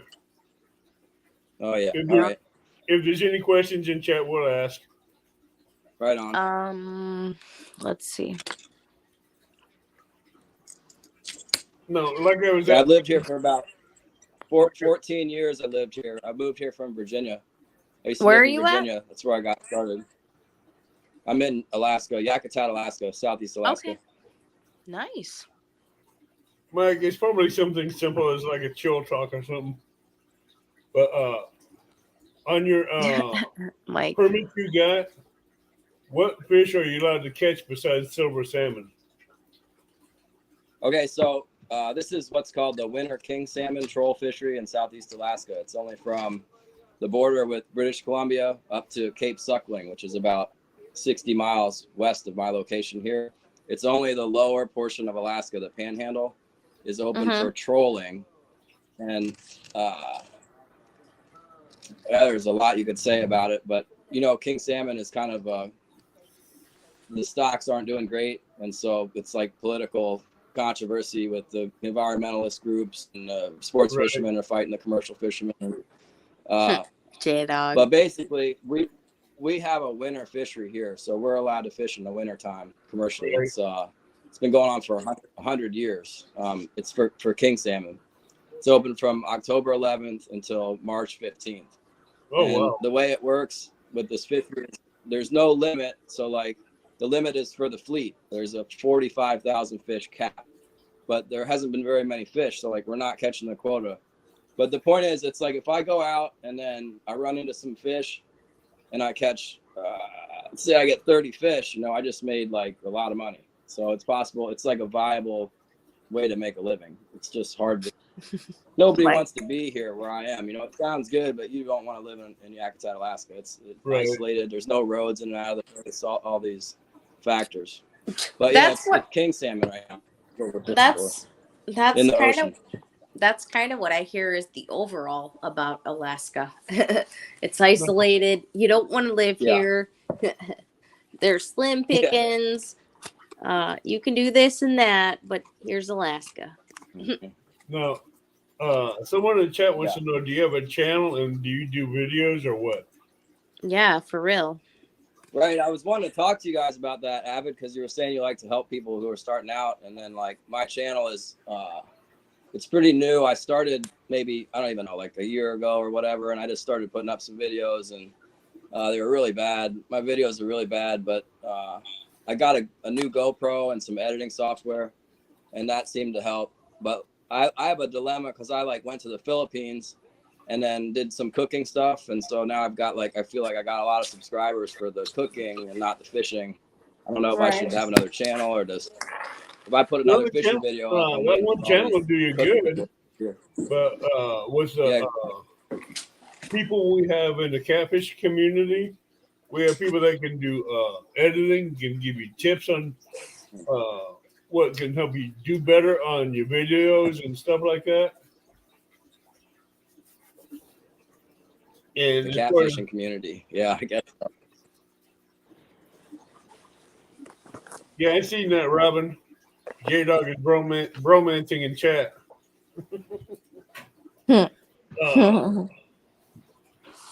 What I'm gonna mute and smoke a cigarette. I'll be right back, Evan.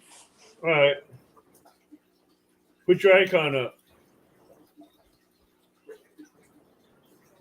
So what do you need help with? Oh, I don't know.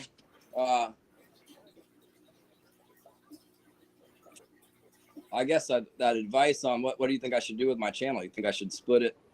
Should I split to make a cooking channel, or just stick with the original channel?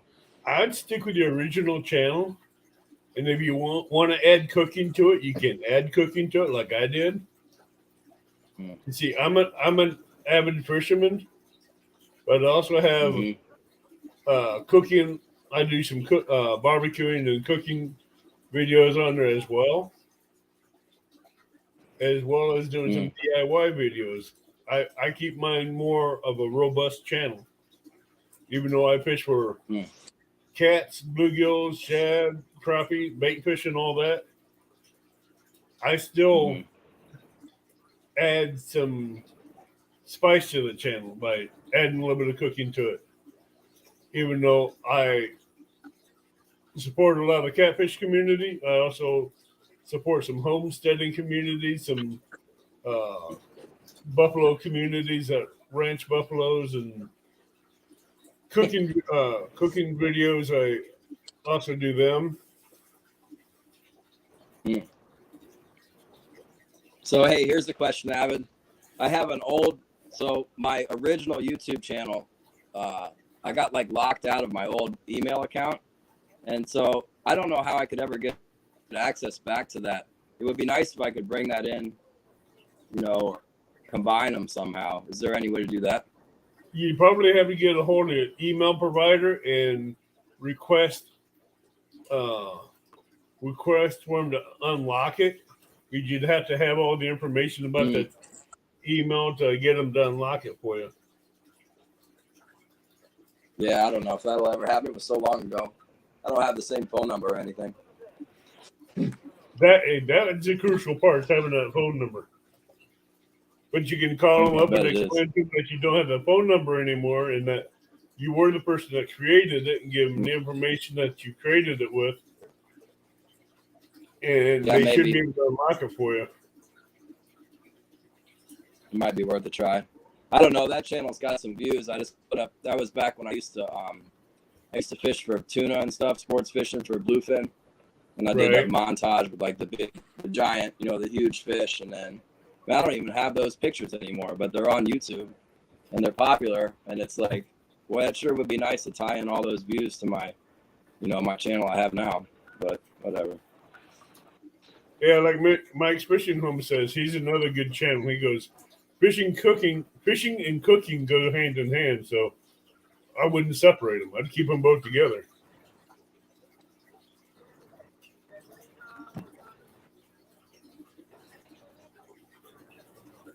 Oh, we got real-time John Parker in here.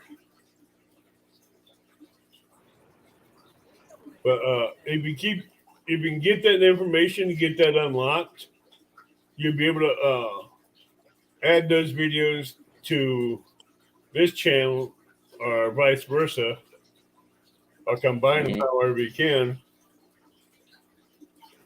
It'll help. Yeah, anything would help. I don't even know how people are making those. How are they making the thumbnails where you go? They'll get the thumbnail with the highlights or whatever. When I go and I create a video, it's not really giving me those options. Just, I guess it says, do you want to upload one? What do I have?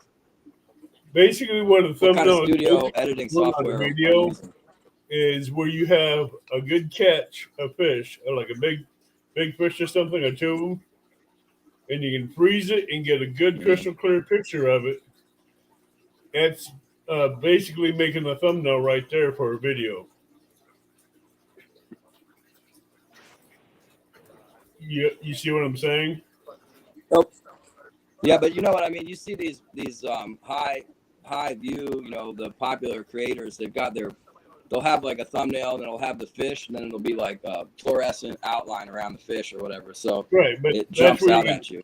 That's where you can take it into like a photo editor or something like that, and you can highlight that fish and make it pop out and stand out. It's where you have like photo editors, something where you can highlight that fish and make it pop out. It's something you have to work with. But as far as a thumbnail, it's a person can do do a video, and when they get the right fish they want, right two fish they want, they can make a thumbnail from a picture of that. Use that for a thumbnail. And you can go in through like a photo editor or something like that and highlight that fish and outline it to make it pop out and stand out. I'm watching some Japanese people fishing for like those diamond squids or whatever. Oh yeah, those videos. They're always catching some crazy stuff, Hey, little brother, what's up?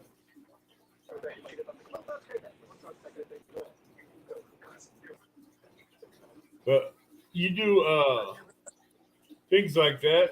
You find you may be doing a video and you caught a really good sized fish that would make a good thumbnail. Yeah, go back after you're done doing the video when you're at home, and you can make that into a thumbnail for your video. for the beginning of your video.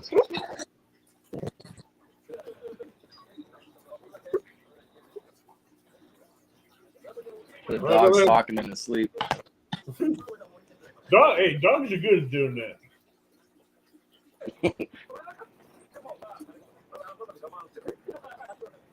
I didn't take no wrench all time.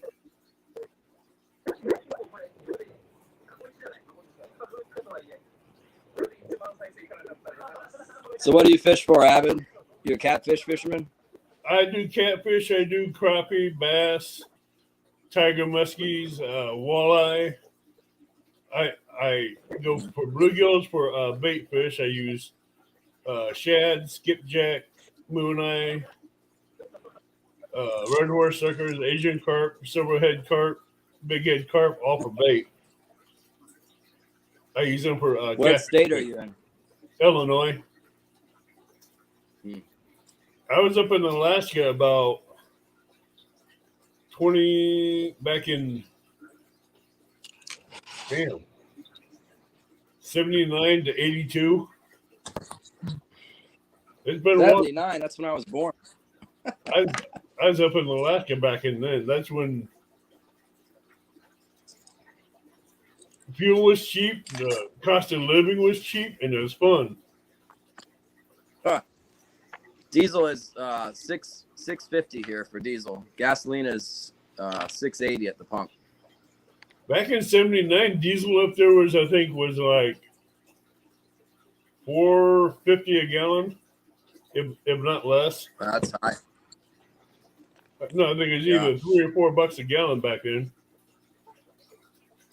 It wasn't as bad as it was now. Hey, Chucky Morgan. But Alaska was fun when I was up there. I almost decided to stay when I was up there. Oh yeah. Mm-hmm. Huh. I moved here so I could make a living fishing. That was always my dream, was to be a fishing guide. And then I came and I was a fishing guide. Yes. I gotta go to sleep. I gotta be up at 4 a.m. Okay. It's almost 12. Yeah. It was a pleasure to meet you, Glacier. Oh, And good night. Mr. John, good to see you. But I got animals acting up and I gotta go to bed. So Text me tomorrow and we'll do this again, all right? yeah, for sure. But yeah, it's past my bedtime and I got a head cold and fun times. You get well, girl. Yep. Get some rest. Oh, there they go. Whoop. Good night, Christy. All right, guys. You guys have a good night. Avid, it was a pleasure to be on your panel.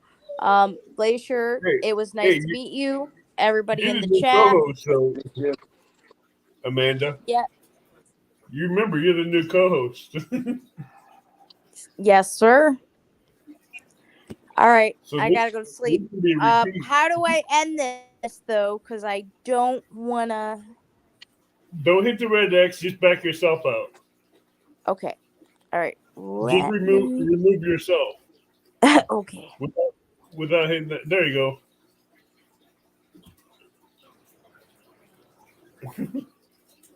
There you go.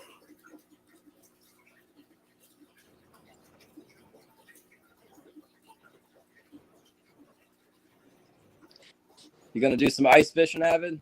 I don't get no ice down here. Oh, Where I'm at in Illinois, the southern part, I don't get ice. Because if you know anything about Illinois, where Springfield is in the middle of the state, anything north of Springfield gets a lot of snow and a lot of ice. But if you're down around St. Louis area in Illinois, it's more of a mild winter here than you will get up north.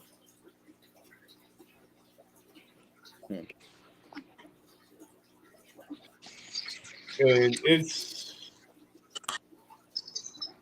it gets cold, but it rarely snows. When it does, it's about like an every 4 years snowstorm that hits.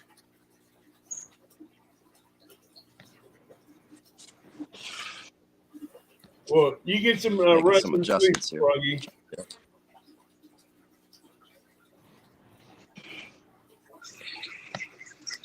So how do you deal with 6 months of nighttime? Oh, it's not 6 months nighttime. It's I guess we got about 10 hours of light now. So it's nice to have it right now because I can stay up late and then sleep in, and I don't have to get up too early, and I can still get a good day's fishing in. When it starts to get closer to May, it gets to be outrageous where it's just too long. You can have too much daylight, but this time of year is not a problem.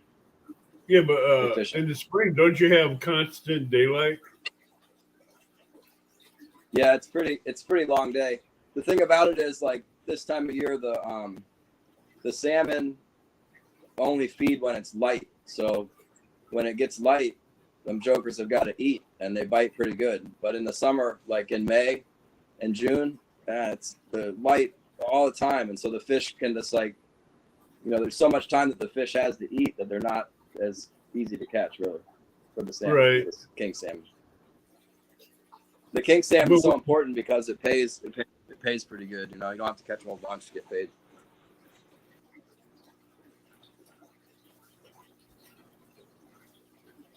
But I always thought it was 6 months of darkness up in Alaska in the wintertime. Well, if you go, yeah, people think of that when they come to Alaska. They think, muskox and polar bear and the igloo, but I'm really in a different climate here. Like I said, it's a rainforest. It's I'm just above British Columbia, so. Oh, okay, so The ocean. you're still farther south. And I'm on the coast, so the ocean is not going to get any colder than 34, 35 degrees in February, and then right now the ocean is 46 degrees, and since it's always raining or snowing, the clouds hold the warmth from the ocean in, and it doesn't get that cold. Now when it gets clear, which is about 1 out of 2 days or something, when it's clear it gets cold, but it's usually not clear here. Rains almost every day. So the farther north you'd go in Alaska, the worse it'd get. Oh, absolutely. Yeah, you don't have to go very far.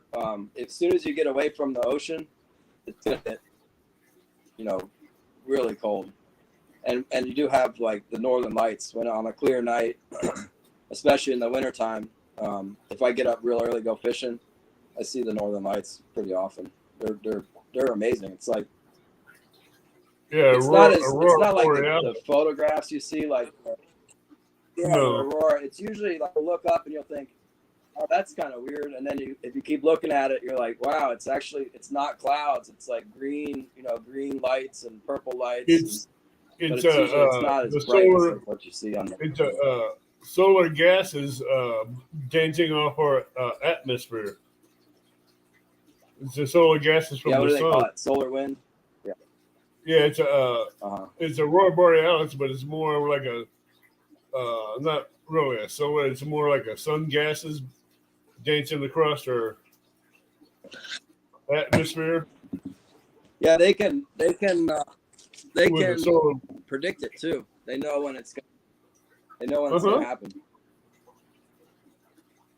Yeah, they know when it's happening because they're watching the sun. And I don't pay much attention to it. I just think it's amazing watching it. You know what? When you move up here, like when I moved up here, I was really wanting to get a brown bear, shoot a brown bear, and then get a mountain goat, and see the northern lights and stuff. But after you do all that stuff, it's kind of like take it for granted, and then you just live life like anybody else does. Everybody's got the same things that they are thinking about every day. It's no different here. I'm just in a different place. But the tourist stuff when I was back there Don't up worry in about Alaska, back in '79 through '82, I was able to get a bear tag. Oh, a brown bear And- tag or a black No, bear? I had a Kodiak tag, Uh-huh. and I tell you what, Did you shoot them? a friend of mine decided to stay up there and live, and we kept the meat. Mhm. We processed it for him, and we tanned the hide for him to where he could make it into a rug for him. Which, Yeah. 3 weeks after turning into a rug, he decided to make it into a blanket. And that Nice. hide was heavy. Hmm. That was a big, thick hide. Yeah, brown bears are big. I got a I brown think bear it- hide upstairs. I think this one was almost 9.5, 10 foot tall, if that. Yeah, it's a big And one. he was a big boy. Yeah, the last one I shot, I misjudged it. I thought it was big, and it was kind of coming at me, so I shot it. And then, man, it was not very big at all. It was only like, I don't even want to say, it was like 300 pounds or something. I hit this one. So I, I cut I it hit up. this I one. cut up the fur and gave part of it to somebody to do crafts with or whatever. That one.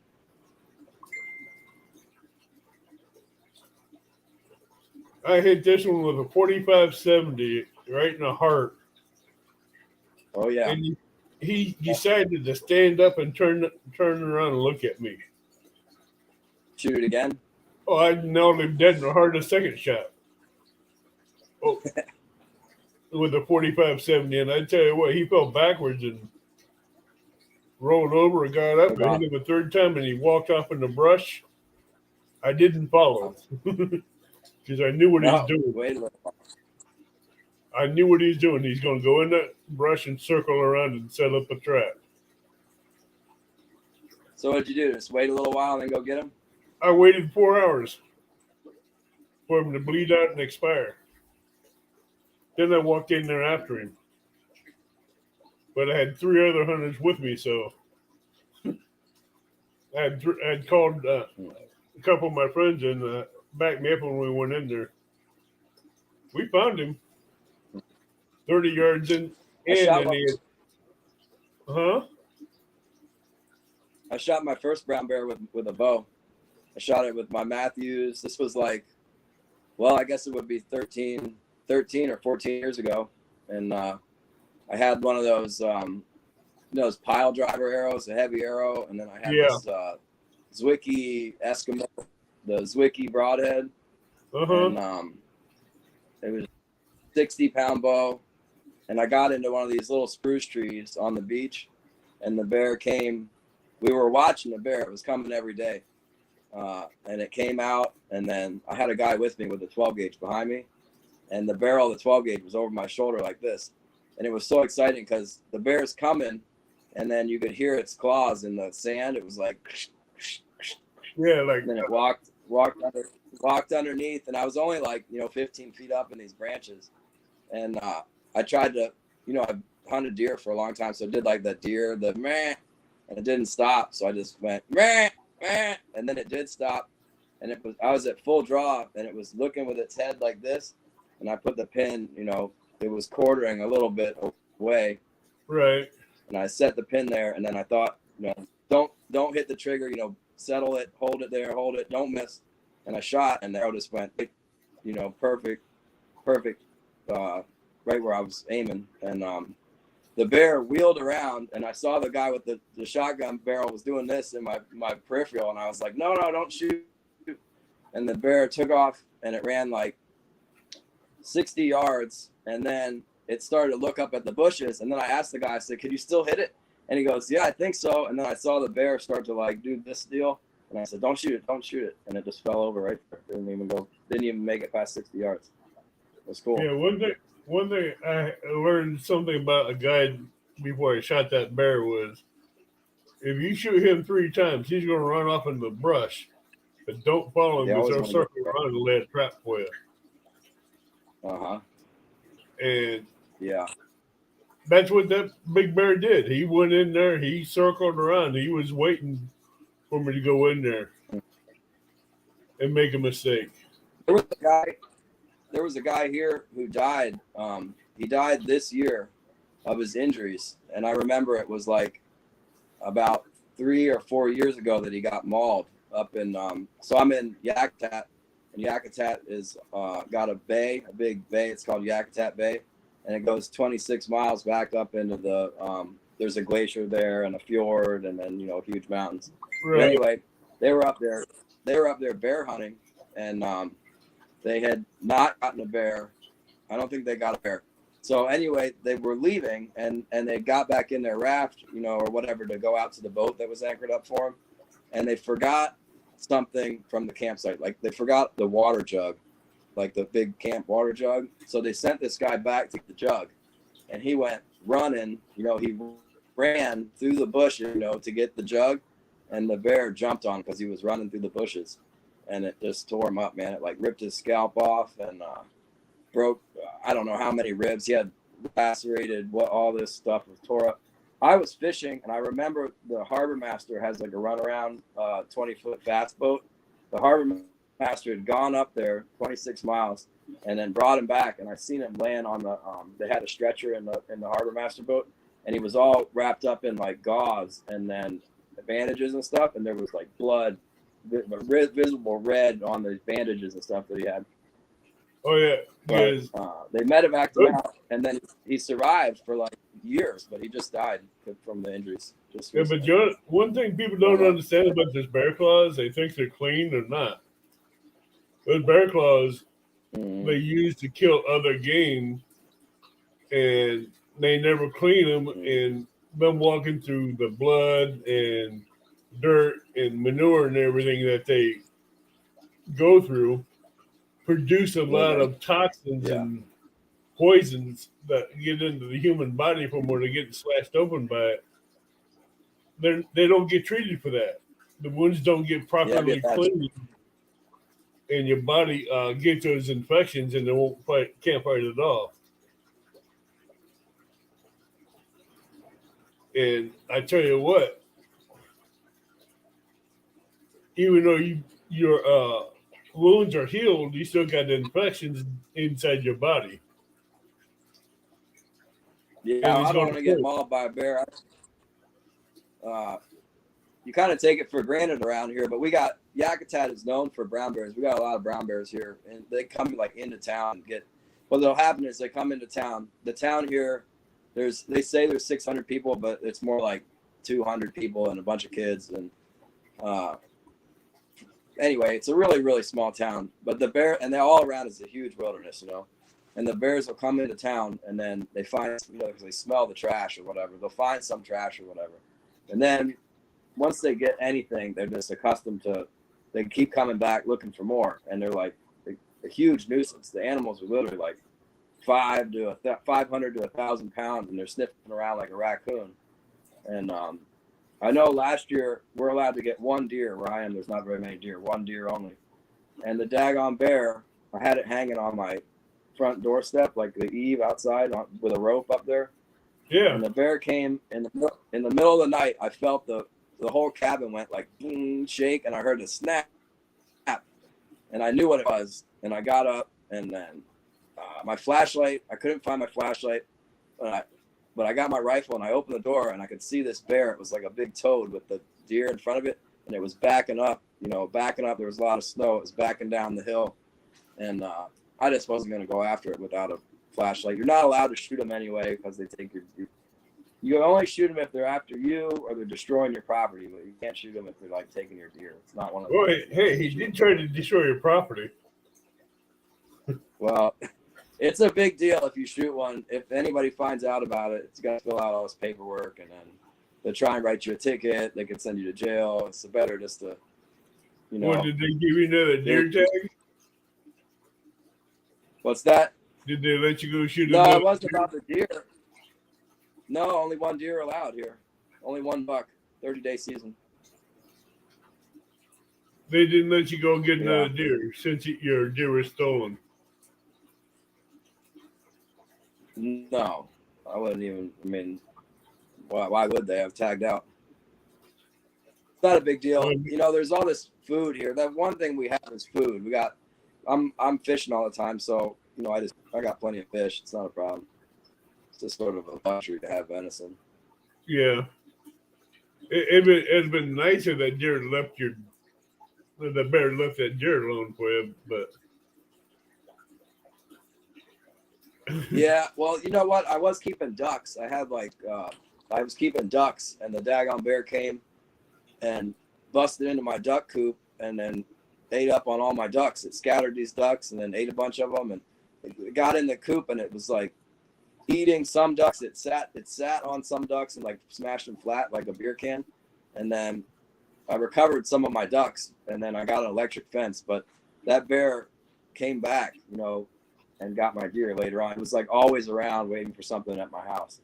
And then eventually, I think somebody shot it. I think my neighbor shot it.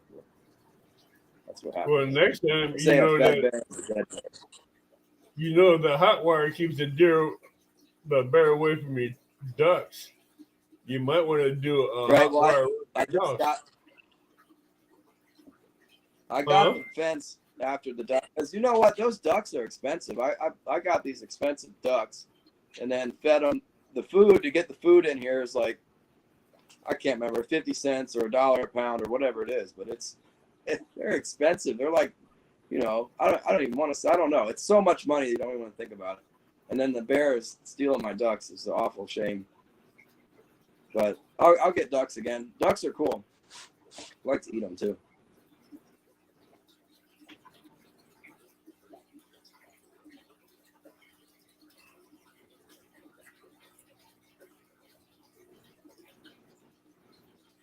Sorry, I got a message I'm trying to answer.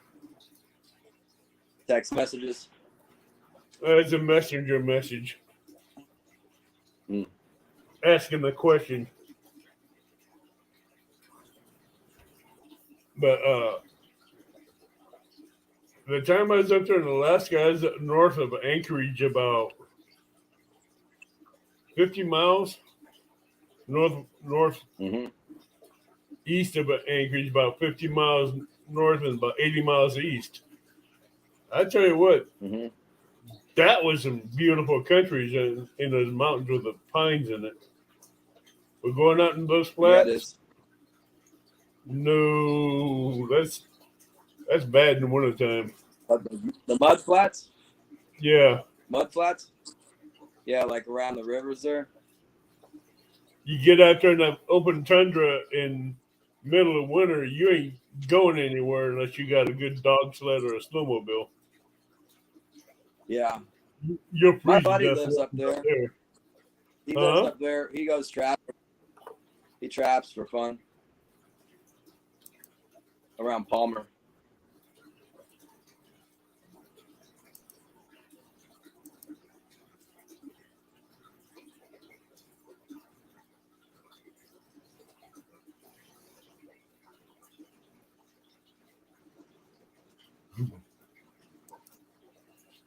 Yeah, but a lot of people can. Well, I'm sure my mom. I don't know. I'm looking to see something here a minute. Well, I'm gonna put another cup of tea on. All right. You drink tea? Yeah. I'm a coffee nut. Yeah, I can't drink coffee at night. I'll stay up. The tea won't do it to me too much. Coffee, I can stay up with it if I want, or I can go to sleep with it. I have one of those electric kettles, man. Some friends of mine got me the electric kettle. I'm addicted to it. Then it broke, and now I feel like I'm really missing a big part of my kitchen now that my kettle broke. I need to get another one. Those things are sweet. I still use my cowboy coffee pot to make coffee. Really? The big the big giant blue one, about like that big and about like that wide. Fill it. Is that the one with the little clear that- thing on top that comes out? Uh, Percolator? no, Is it a percolator? no. This is the Oh. old cowboy coffee pot. The Put old coffee big in giant it? blue one. There's no filter in it. You just pour your water up to the bottom of the spout, and you put like a cup and 3/4 or a cup and a half of coffee grounds in it. Let it boil.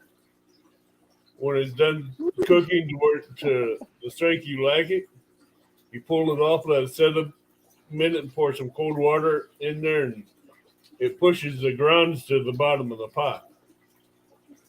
And you drink coffee that way. Hey, I just realized I got something. I'll show you something. Hold on.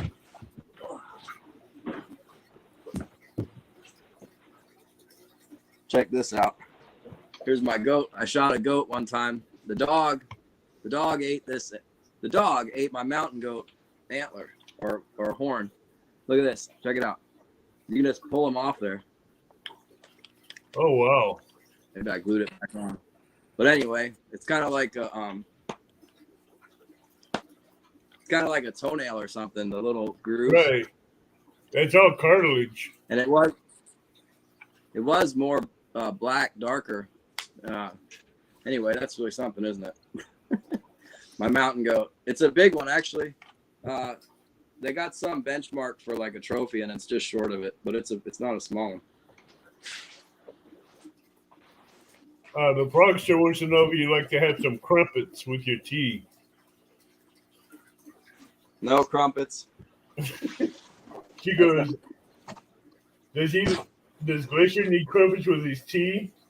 I'm not very British. I like coffee like Mr. Abbott. Hey, Dan, how you doing? I can't do it. Hey, My coffee's strong. I got one of those grinders, and then I put the beans in it, and then it's actually got like a bean hopper, and I grind my coffee, and then I use the French press and press it now, in do the you morning. have And that stuff's no joke. I'm not the drinking that. electric grinder, or do you have a hand grinder for coffee? I got an electric one. You remember that old wooden box one with a metal cup that they used to grind coffee with? Yeah, I remember seeing one in an antique store. But not. I I got ain't two. never used one. I got two of them. When I get coffee beans, I pull it out and use it from time to time. I like it That's, because that thing still. I mean, as old as it is, it still grinds coffee. well, yeah, they made things to last back then. Oh, Now they they made still. things to break, so they can sell them again. Nowadays, it's what they call disposable. But back in Yeah. the day, they had things where it lasted for decades, and it still does. I'm thinking that's how they got the broadheads now for deer hunting. You know, those mechanical broadheads, they're only going to ever shoot a deer one time, and then you got to go buy more. It's brilliant.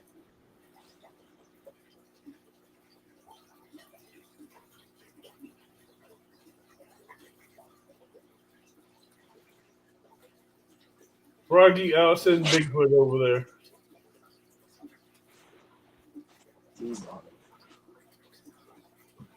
Yeah, I'm also known as Bigfoot. So Abbott is the Bigfoot. yeah, and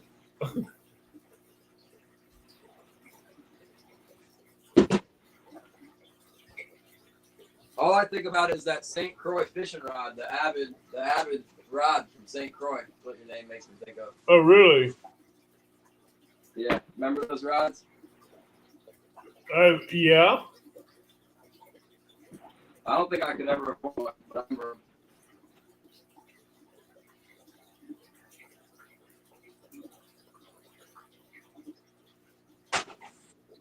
They were too expensive for me.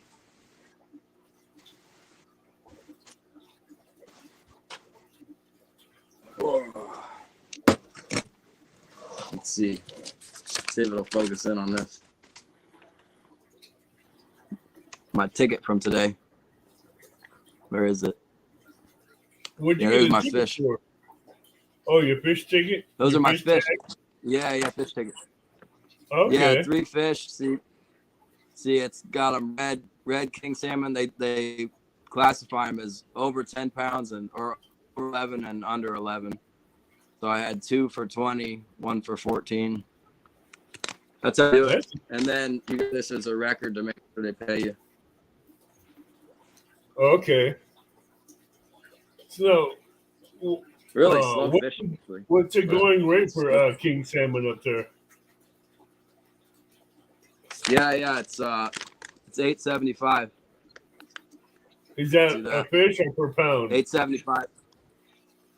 $8.75 a pound, and then it's the whole fish. You take the gills out, and then take the guts out, and you clean up that bloodline in the kidney.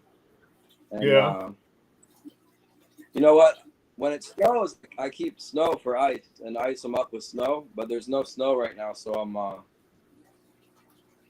just selling them every day. I just keep them wet, keep them on water, and then sell them at the end of the day. During the summertime, our fish processing plant where I sell my fish is open, and they got a giant ammonia-driven ice machine that makes huge amounts of ice for all these giant boats that catch bottom fish, And so we Right. ice. At this time of the year, the plant just has one employee to buy the king salmon, and they're not making ice. There's like 3 boats fishing here now. That's it. The whole fleet. Just 3 of us. So Now, what when the time fish is start, it? there'll be some kind of a bite that goes on here, and we'll field 20 boats. There'll be like 20 boats in my bay when they start biting. But right now they're not biting, so nobody's fishing. So if a commercial boat wanted ice this time of year, where would they find it? If what? If a commercial boat needed ice this time of year to go fishing, Yeah. where would they find it? So you can't get ice right now. You could get some from they call these places that buy the fish canneries, but they really don't can fish anymore. They just it's the fish plant. They have ice. Like they have ice because when we sell them the king salmon, they put them in a big tote and then they ice them down with belly ice, and then they hold them so they get like a good pile of them together, and then they put them on the jet, and the jet flies into Seattle, and then Seattle distributes them from there. So actually the plant does have ice. Like if I needed ice, I could get ice, because what they do is before they shut the machine down, they got these great big totes that are insulated totes, and they fill up like, I don't know, 10 of them with ice, and then they put them in this big, huge freezer. They got a freezer there. So they got ice. It snows. It'll start snowing anytime. But, by mid-December, we'll get some snow. And then what happens is, even if it's not a lot, it'll get on these roofs, and it slides off the roof. And then you can go put it in your fish hold. You shovel it up into a bin, drag the bin down to the boat, and then put it in your insulated hold. And then you've got enough ice. You don't need very much ice because it's wintertime. But you need a little bit, layer of ice, and then you lay them in there, and then you put the fish right now are basically $100 fish because they're running about 11 pounds. So each fish is worth $100. So it's like, when you catch it, you use a gaff hook, and you bring it in, and you bring it right up to the boat, and you hit it right between the eyes with the gaff hook, and with the back part, flip the hook over, and you hit it in the head. Then you flip the hook, and you bring it in the boat. And you be real careful not to knock any scales off of it, because whichever crazy person is buying this fish in Seattle for $500 or $600 doesn't want the scales to be knocked off of it. So then it's like they're the most expensive. Yeah, the bluefin tuna on Wicked Tuna is more expensive, but these fish are pretty high dollar fish. So it's like each fish, real careful with the fish. Don't knock the scales off. Don't brutalize it too much or whatever. Whereas like coho salmon, they might pay me $10 for a coho salmon. I'll just throw the dang thing in the boat and then throw them up on the deck and throw them into the. And then also they have stronger scales, like the scales won't fall off. But king salmon, very valuable. So be careful with them. Now, how long would it take for you to on a boat to clean a king salmon, like taking up the gills and the guts? So I got I've got a good video on my channel. You know what? I can't figure this YouTube stuff out. I mean, these people, some of these people that have millions of views or whatever, I don't know if their content's all that great, but the YouTube is promoting them. My videos don't get any views at all, hardly, like 10 views, 14 views. But I got one where I gutted a fish, you know, and then for some reason that one got like 1,000 views. So it's a decent, you know, tutorial on how to do it. But the thing is that we got this trough. Like I've tried to, if you don't have the equipment, you can't really do it. There's a trough. It's like, looks kind of like a little mini feed trough, and the fish lays in it upside down. And then, you know, there's a little cutout where the gill is on the, it's got like side and it's cut out where the gill is. So you can open the gill and then you cut around it with a knife. Then you cut from the vent, you know, up. You don't cut all the way up, but almost up. And then you reach in and you cut like this. And then, I mean, it takes like 30 seconds to do the whole deal. Because when we catch cohos, like a good day coho fishing would be 100 fish or 150 fish. So you got to be fast. You know, you can't be messing around with the guts. But the king salmon, since they pay so much, after we gut it, we like, you lift the belly back and then you push the blood out of those veins. There's veins that go to the backbone, and you use your spoon and you try and get all the blood out. And there's actually another method, the frozen at sea, the FAS boats, they got they take the head off, and then they have like a little tube, and they stick the tube, after they cut the head off, they stick it in the main vein. It's like right near the backbone. I've done it before. I've done it with my regular ice fish, but you can, so you have this, like industrial hose adapter that goes down to like a little tiny plastic hose that fits inside the vein of the salmon. And then you put a little bit of water pressure to it with salt water from the ocean. And it actually like embalms the fish with salt water, and it removes all the blood from the fish.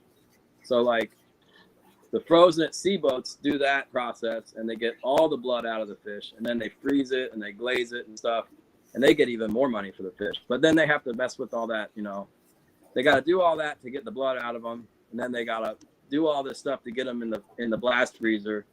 And then every like 3 days, they got to take them out of the freezer and then dip them. They dip them every 3 days. They dip them in salt water, and they keep them like, it keeps them in like a cocoon of ice, you know, and that's negative 40 degrees. But they make a lot of money. I mean, honestly, I make like anywhere from $60,000 to $100,000 a year doing what I do.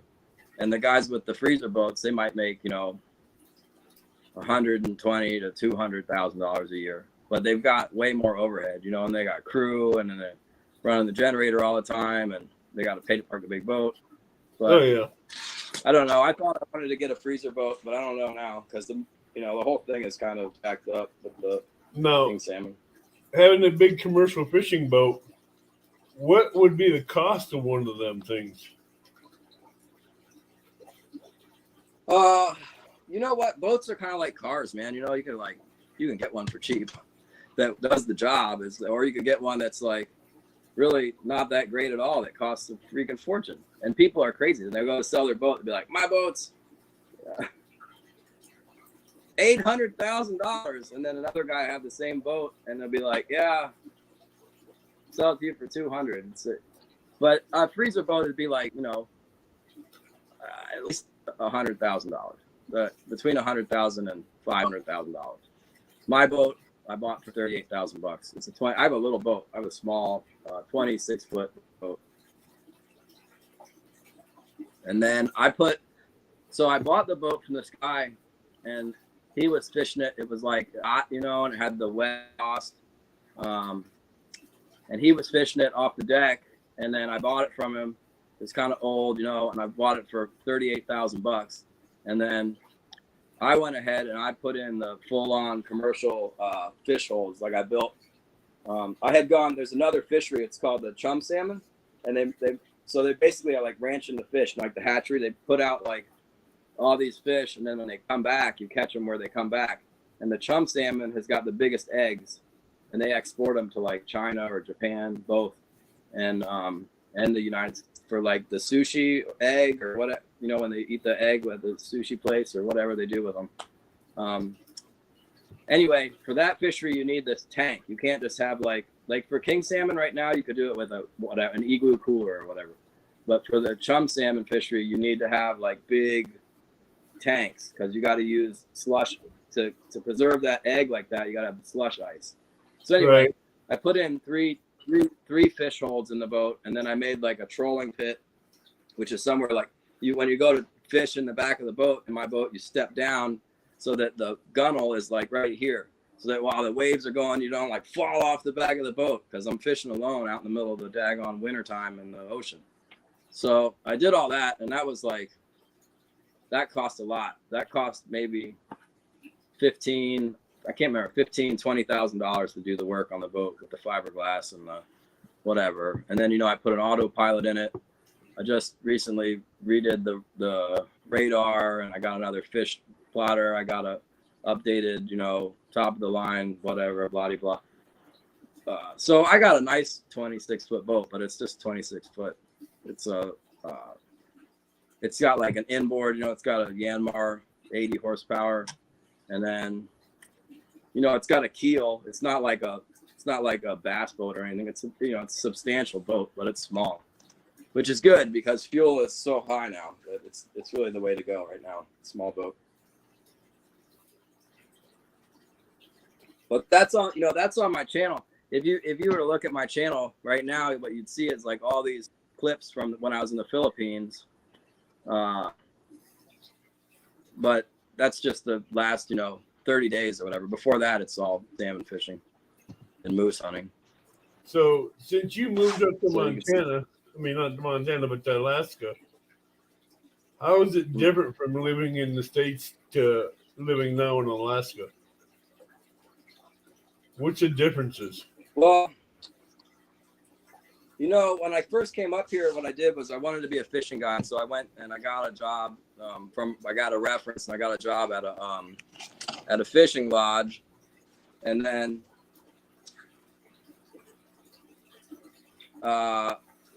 they hired me. Eventually I was a guide, and then I did the fly fishing and I did the deckhand work on saltwater boat. And they hired me to do to be the captain. So then I was the captain at this lodge for like years. I worked in a fly-out lodge, but originally I was doing it. My work in Virginia gave me a leave of absence during the summer, and then I would go to the gig in the summer, and then I would go back to my job in Virginia. And eventually, the caretaker who was at the lodge left, and I got the job. I stayed at this lodge in the middle of nowhere for 3 years straight. I was there. I was the only one there for 7 months out of the year in the winter. Or it's not 7 months, 6 months. I don't know. October until March before I saw anybody. I was at this lodge. And yeah, that was different from Virginia, living in the suburbs. I was up there running a trap line and trying not to go crazy. So I got the dog, to keep me company. And then I found out because, I was having decent success catching the king salmon with the clients. And I was finding out that these people in town were catching the king salmon and making like, $75 or $100 per salmon. And I was going out with the clients and it was like, hey, I'm not getting a good deal here because these salmon, I can catch the salmon, but, I'm not getting paid no $100 a fish. I have to stop when I get 5 or whatever it was. So anyway, the lodge helped me. They let me use their boat, and then I bought a entry-level permit into the commercial fishery, and that kind of got the ball rolling. And I ended up buying the boat I have now and living on the boat.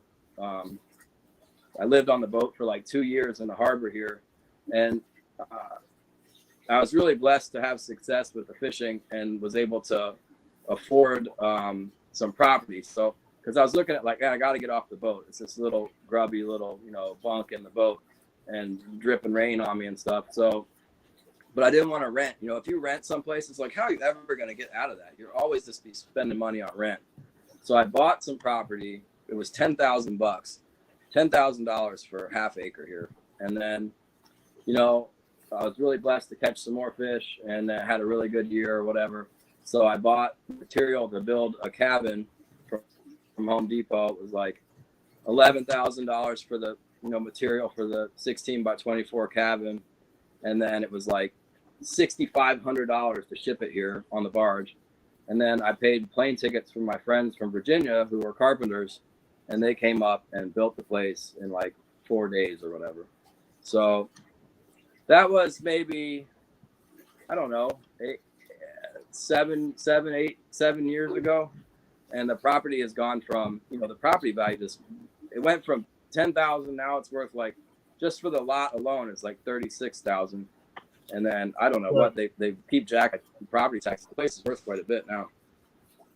Now it's a seller's market. It ain't a buyer's market. A buyer's market, the prices go down for the buyers, and it'd be hurting a big businessman that spent all that money into buying those prefab homes and everything for setting it up and all that. Yeah, well, that's what I got here. I got that, and then I just built a. So last year I got a gillnet permit, and I acquired a boat, a small boat for that, a set net skiff, and then I bought a new outboard for it, and so it was a real problem in the winter because it kept filling up with snow, and I'd like shovel it out, and it got to be a lot of snow last winter. Anyway, I just built another building here on the property, so I got a shed. My cabin is 16 by 24, and now my shed is, 12 by 20. It's almost as big as my house, for the boat, for the skiff, for my set net skiff.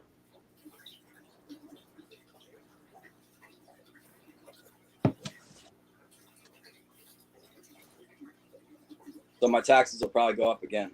The city will look at it and they'll go, charge them another whatever for property taxes. That's the only tax we have in Alaska, though, is just the property tax. There's no income tax. It's just tax on your house and sales tax. So what's the difference between sales tax up there compared to sales tax down here? About what?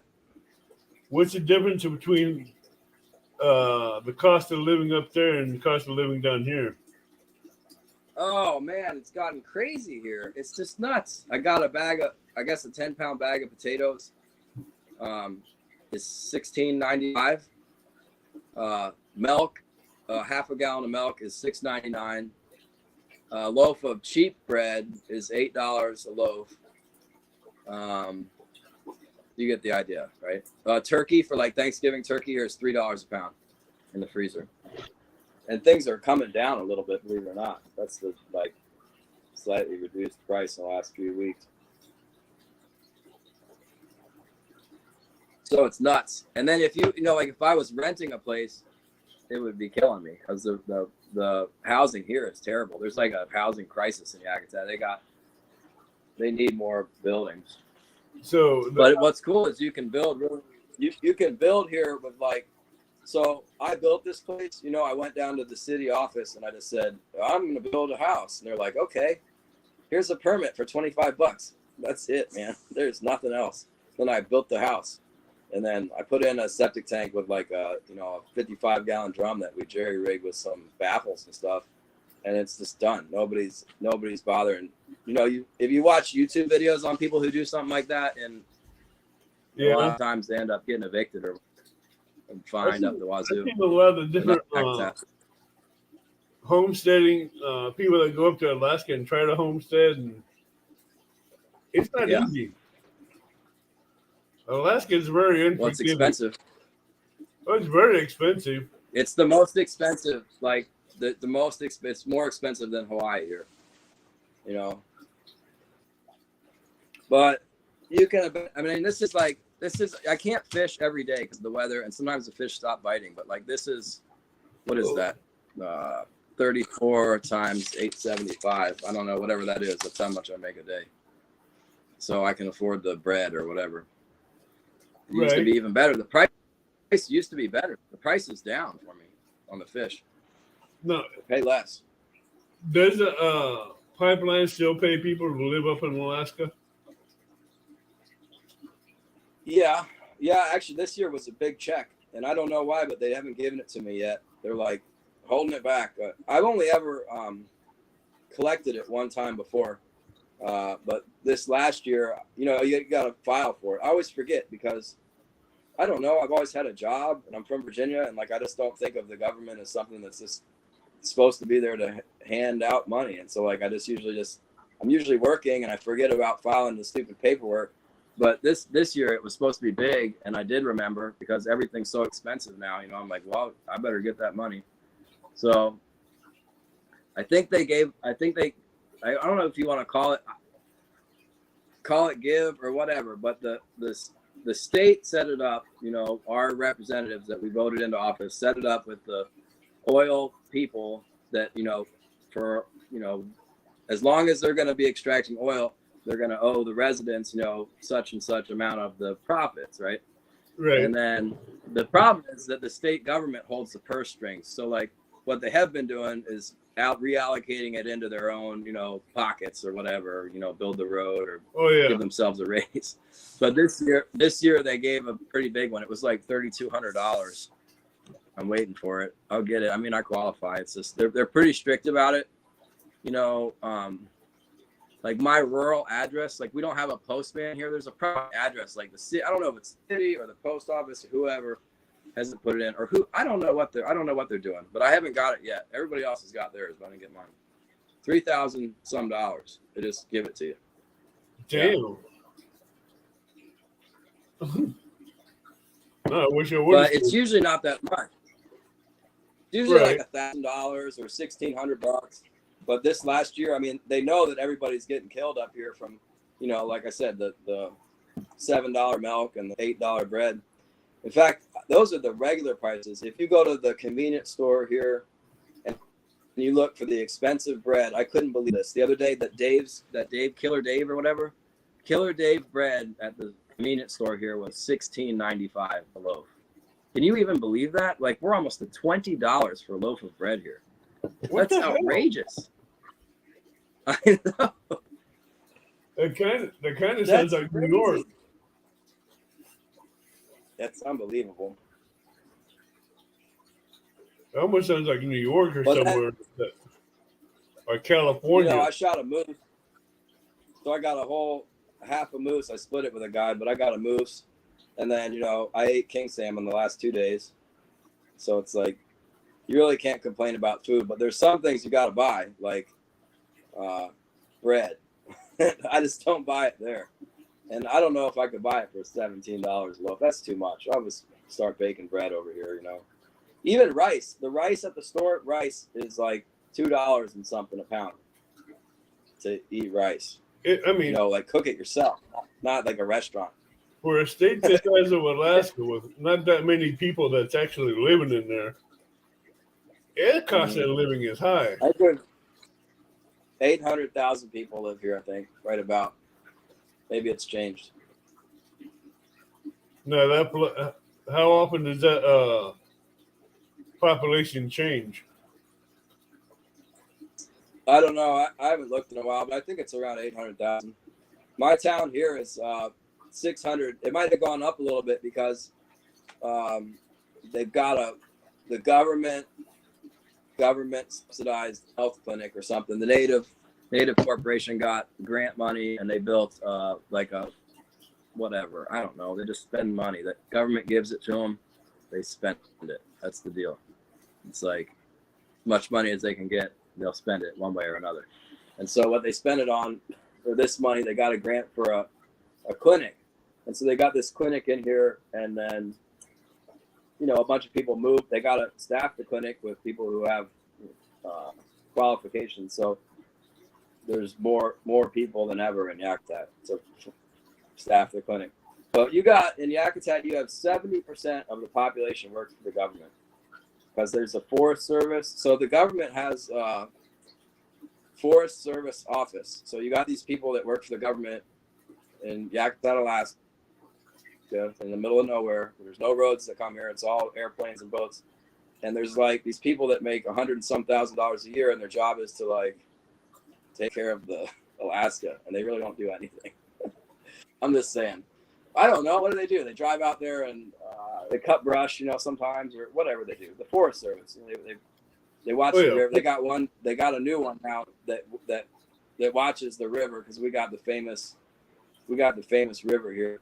That's the thing. It's like when I was in Virginia growing up, man, I grew up on the warm water pond, and I caught the bass. Then I found out about the trout that lived in the mountains. I go to the mountains to see the trout, and I was real into the trout because it's got the colors and it's different fish to catch, and it likes to eat different stuff. And it's got an attitude. The trout, you can like see the trout in there, and then you're like, why won't you eat the lure, right? And you got to learn how to catch it. That's fishing. Right. But so anyway, in Yakutat, I got into it for a while. I really have done like all the different levels of fishing, and then where I ended up is right now I'm doing the commercial salmon fishing. But the steelhead trout is like the ultimate. It's like the ultimate sport fish, basically. And I'm on the river here. Is like the ultimate steelhead river in Alaska. It's the Seatuck River, and I got into it for a while. I got into it. I was catching them. One day I caught 20. I caught 20 steelhead one day. And you see like the steelhead they get in Oregon or whatever. You'll see these steelhead that are like, I don't know. They're just not the steelhead we got here. Like a big steelhead here might be like 20 pounds. It's huge. I caught one big one once where I got it in a run. I hooked it, stripping a, what was it, like a green butted skunk, like a big green butted skunk fly that I made. And I had it downstream. And then when I hooked it, it couldn't like, I was able to follow it and land it. And it was this big, huge, it was a dark one, but it was like huge. But every other big steelhead that I hooked there, it always just, they're so powerful and they just break me off like right away. It's just like, are you kidding? They're an amazing fish. And I did it for a while where I caught them and everything, but I just don't even do it anymore. They're right there. They're right now. They're biting. And it's like, that used to be I really wanted to catch, like, I was excited to catch the stock or trout. And now I live right next to the river with like the ultimate fish, and I just don't even care because it's my job is to go catch the one fish that's even better than that is the king salmon, and I just catch them. It's my job, It's like every day, go catch the king salmon. Just hit them in the head and then cut the guts out and put them on ice. Now, are you allowed But to it's the use same, it's like, Are you allowed to use the guts and eggs for bait? yeah. So the river here, the Seatuck, there's no bait allowed because it's really a famous river, man. There's all these people who come here to fish it, and then there's too many people to be using bait. They will manage it keep the fish coming. So there's probably thousands of people that come to steelhead fish here. They don't let them use bait because it's a wild fish. You are allowed to keep one, but I've never ever seen somebody keep one of these fish. And they have to be like a trophy size. They got to be, I think it's 36 inches to keep. So your average steelhead on the Seatuck is probably going to be like, I don't know, a 28 incher would be big. If you get a big one, it's probably going to be like 34 or 35 inches. But if you get one of these ones, like I said, that like break you off, that's the one you're allowed to keep. You can keep one, but nobody keeps it. I've been after one and I haven't gone in a long time, but I'm always like, I'm gonna get that fish, and then I'm gonna kill it and eat it, and I'm gonna love it. But I've never landed one. The one I did land, the big giant one, it was like all green and red, and the milk was coming out of it. It didn't look good to eat at all, so I let it go. But yeah, steelhead. So we like commercial fishing when they have it. It's really strict. So when I'm out commercial fishing for king salmon, I can't keep any of I can't keep any of the halibut that hook up. I can't keep any of the fish, except for the king salmon, and I have to sell it. Or I get a legal. They have to be 28 inches. If I get a 28 inch, I want to keep it for my own use. I can do that, but it's just taking money right out of my pocket. I don't know why I would do that. So. Yeah, you can do whatever you want with the guts, Evan. Huh? Sometimes I go crabbing with them. Sometimes I use them for crab bait, the guts. Well, it's good to have you up here and get to know you and get to talking with you. But it's getting late here and I'm getting tired because I just got off a 12-hour shift. Right on, man. I'll let you go. I'll see you guys tomorrow night or tomorrow sometime if I'm live. And if you're new here, please subscribe and hit the bell notification and thumbs up. And I'll see you all later. Thanks, Avid. And thanks for coming Thanks, up, man. Thanks, everyone. Glacier.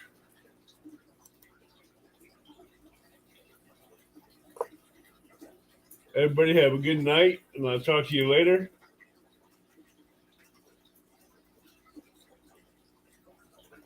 And Outdoors Addiction, thank you for coming in, even though I didn't get a word in edgewise to say hi, but it's been a good night. Take care and see you later.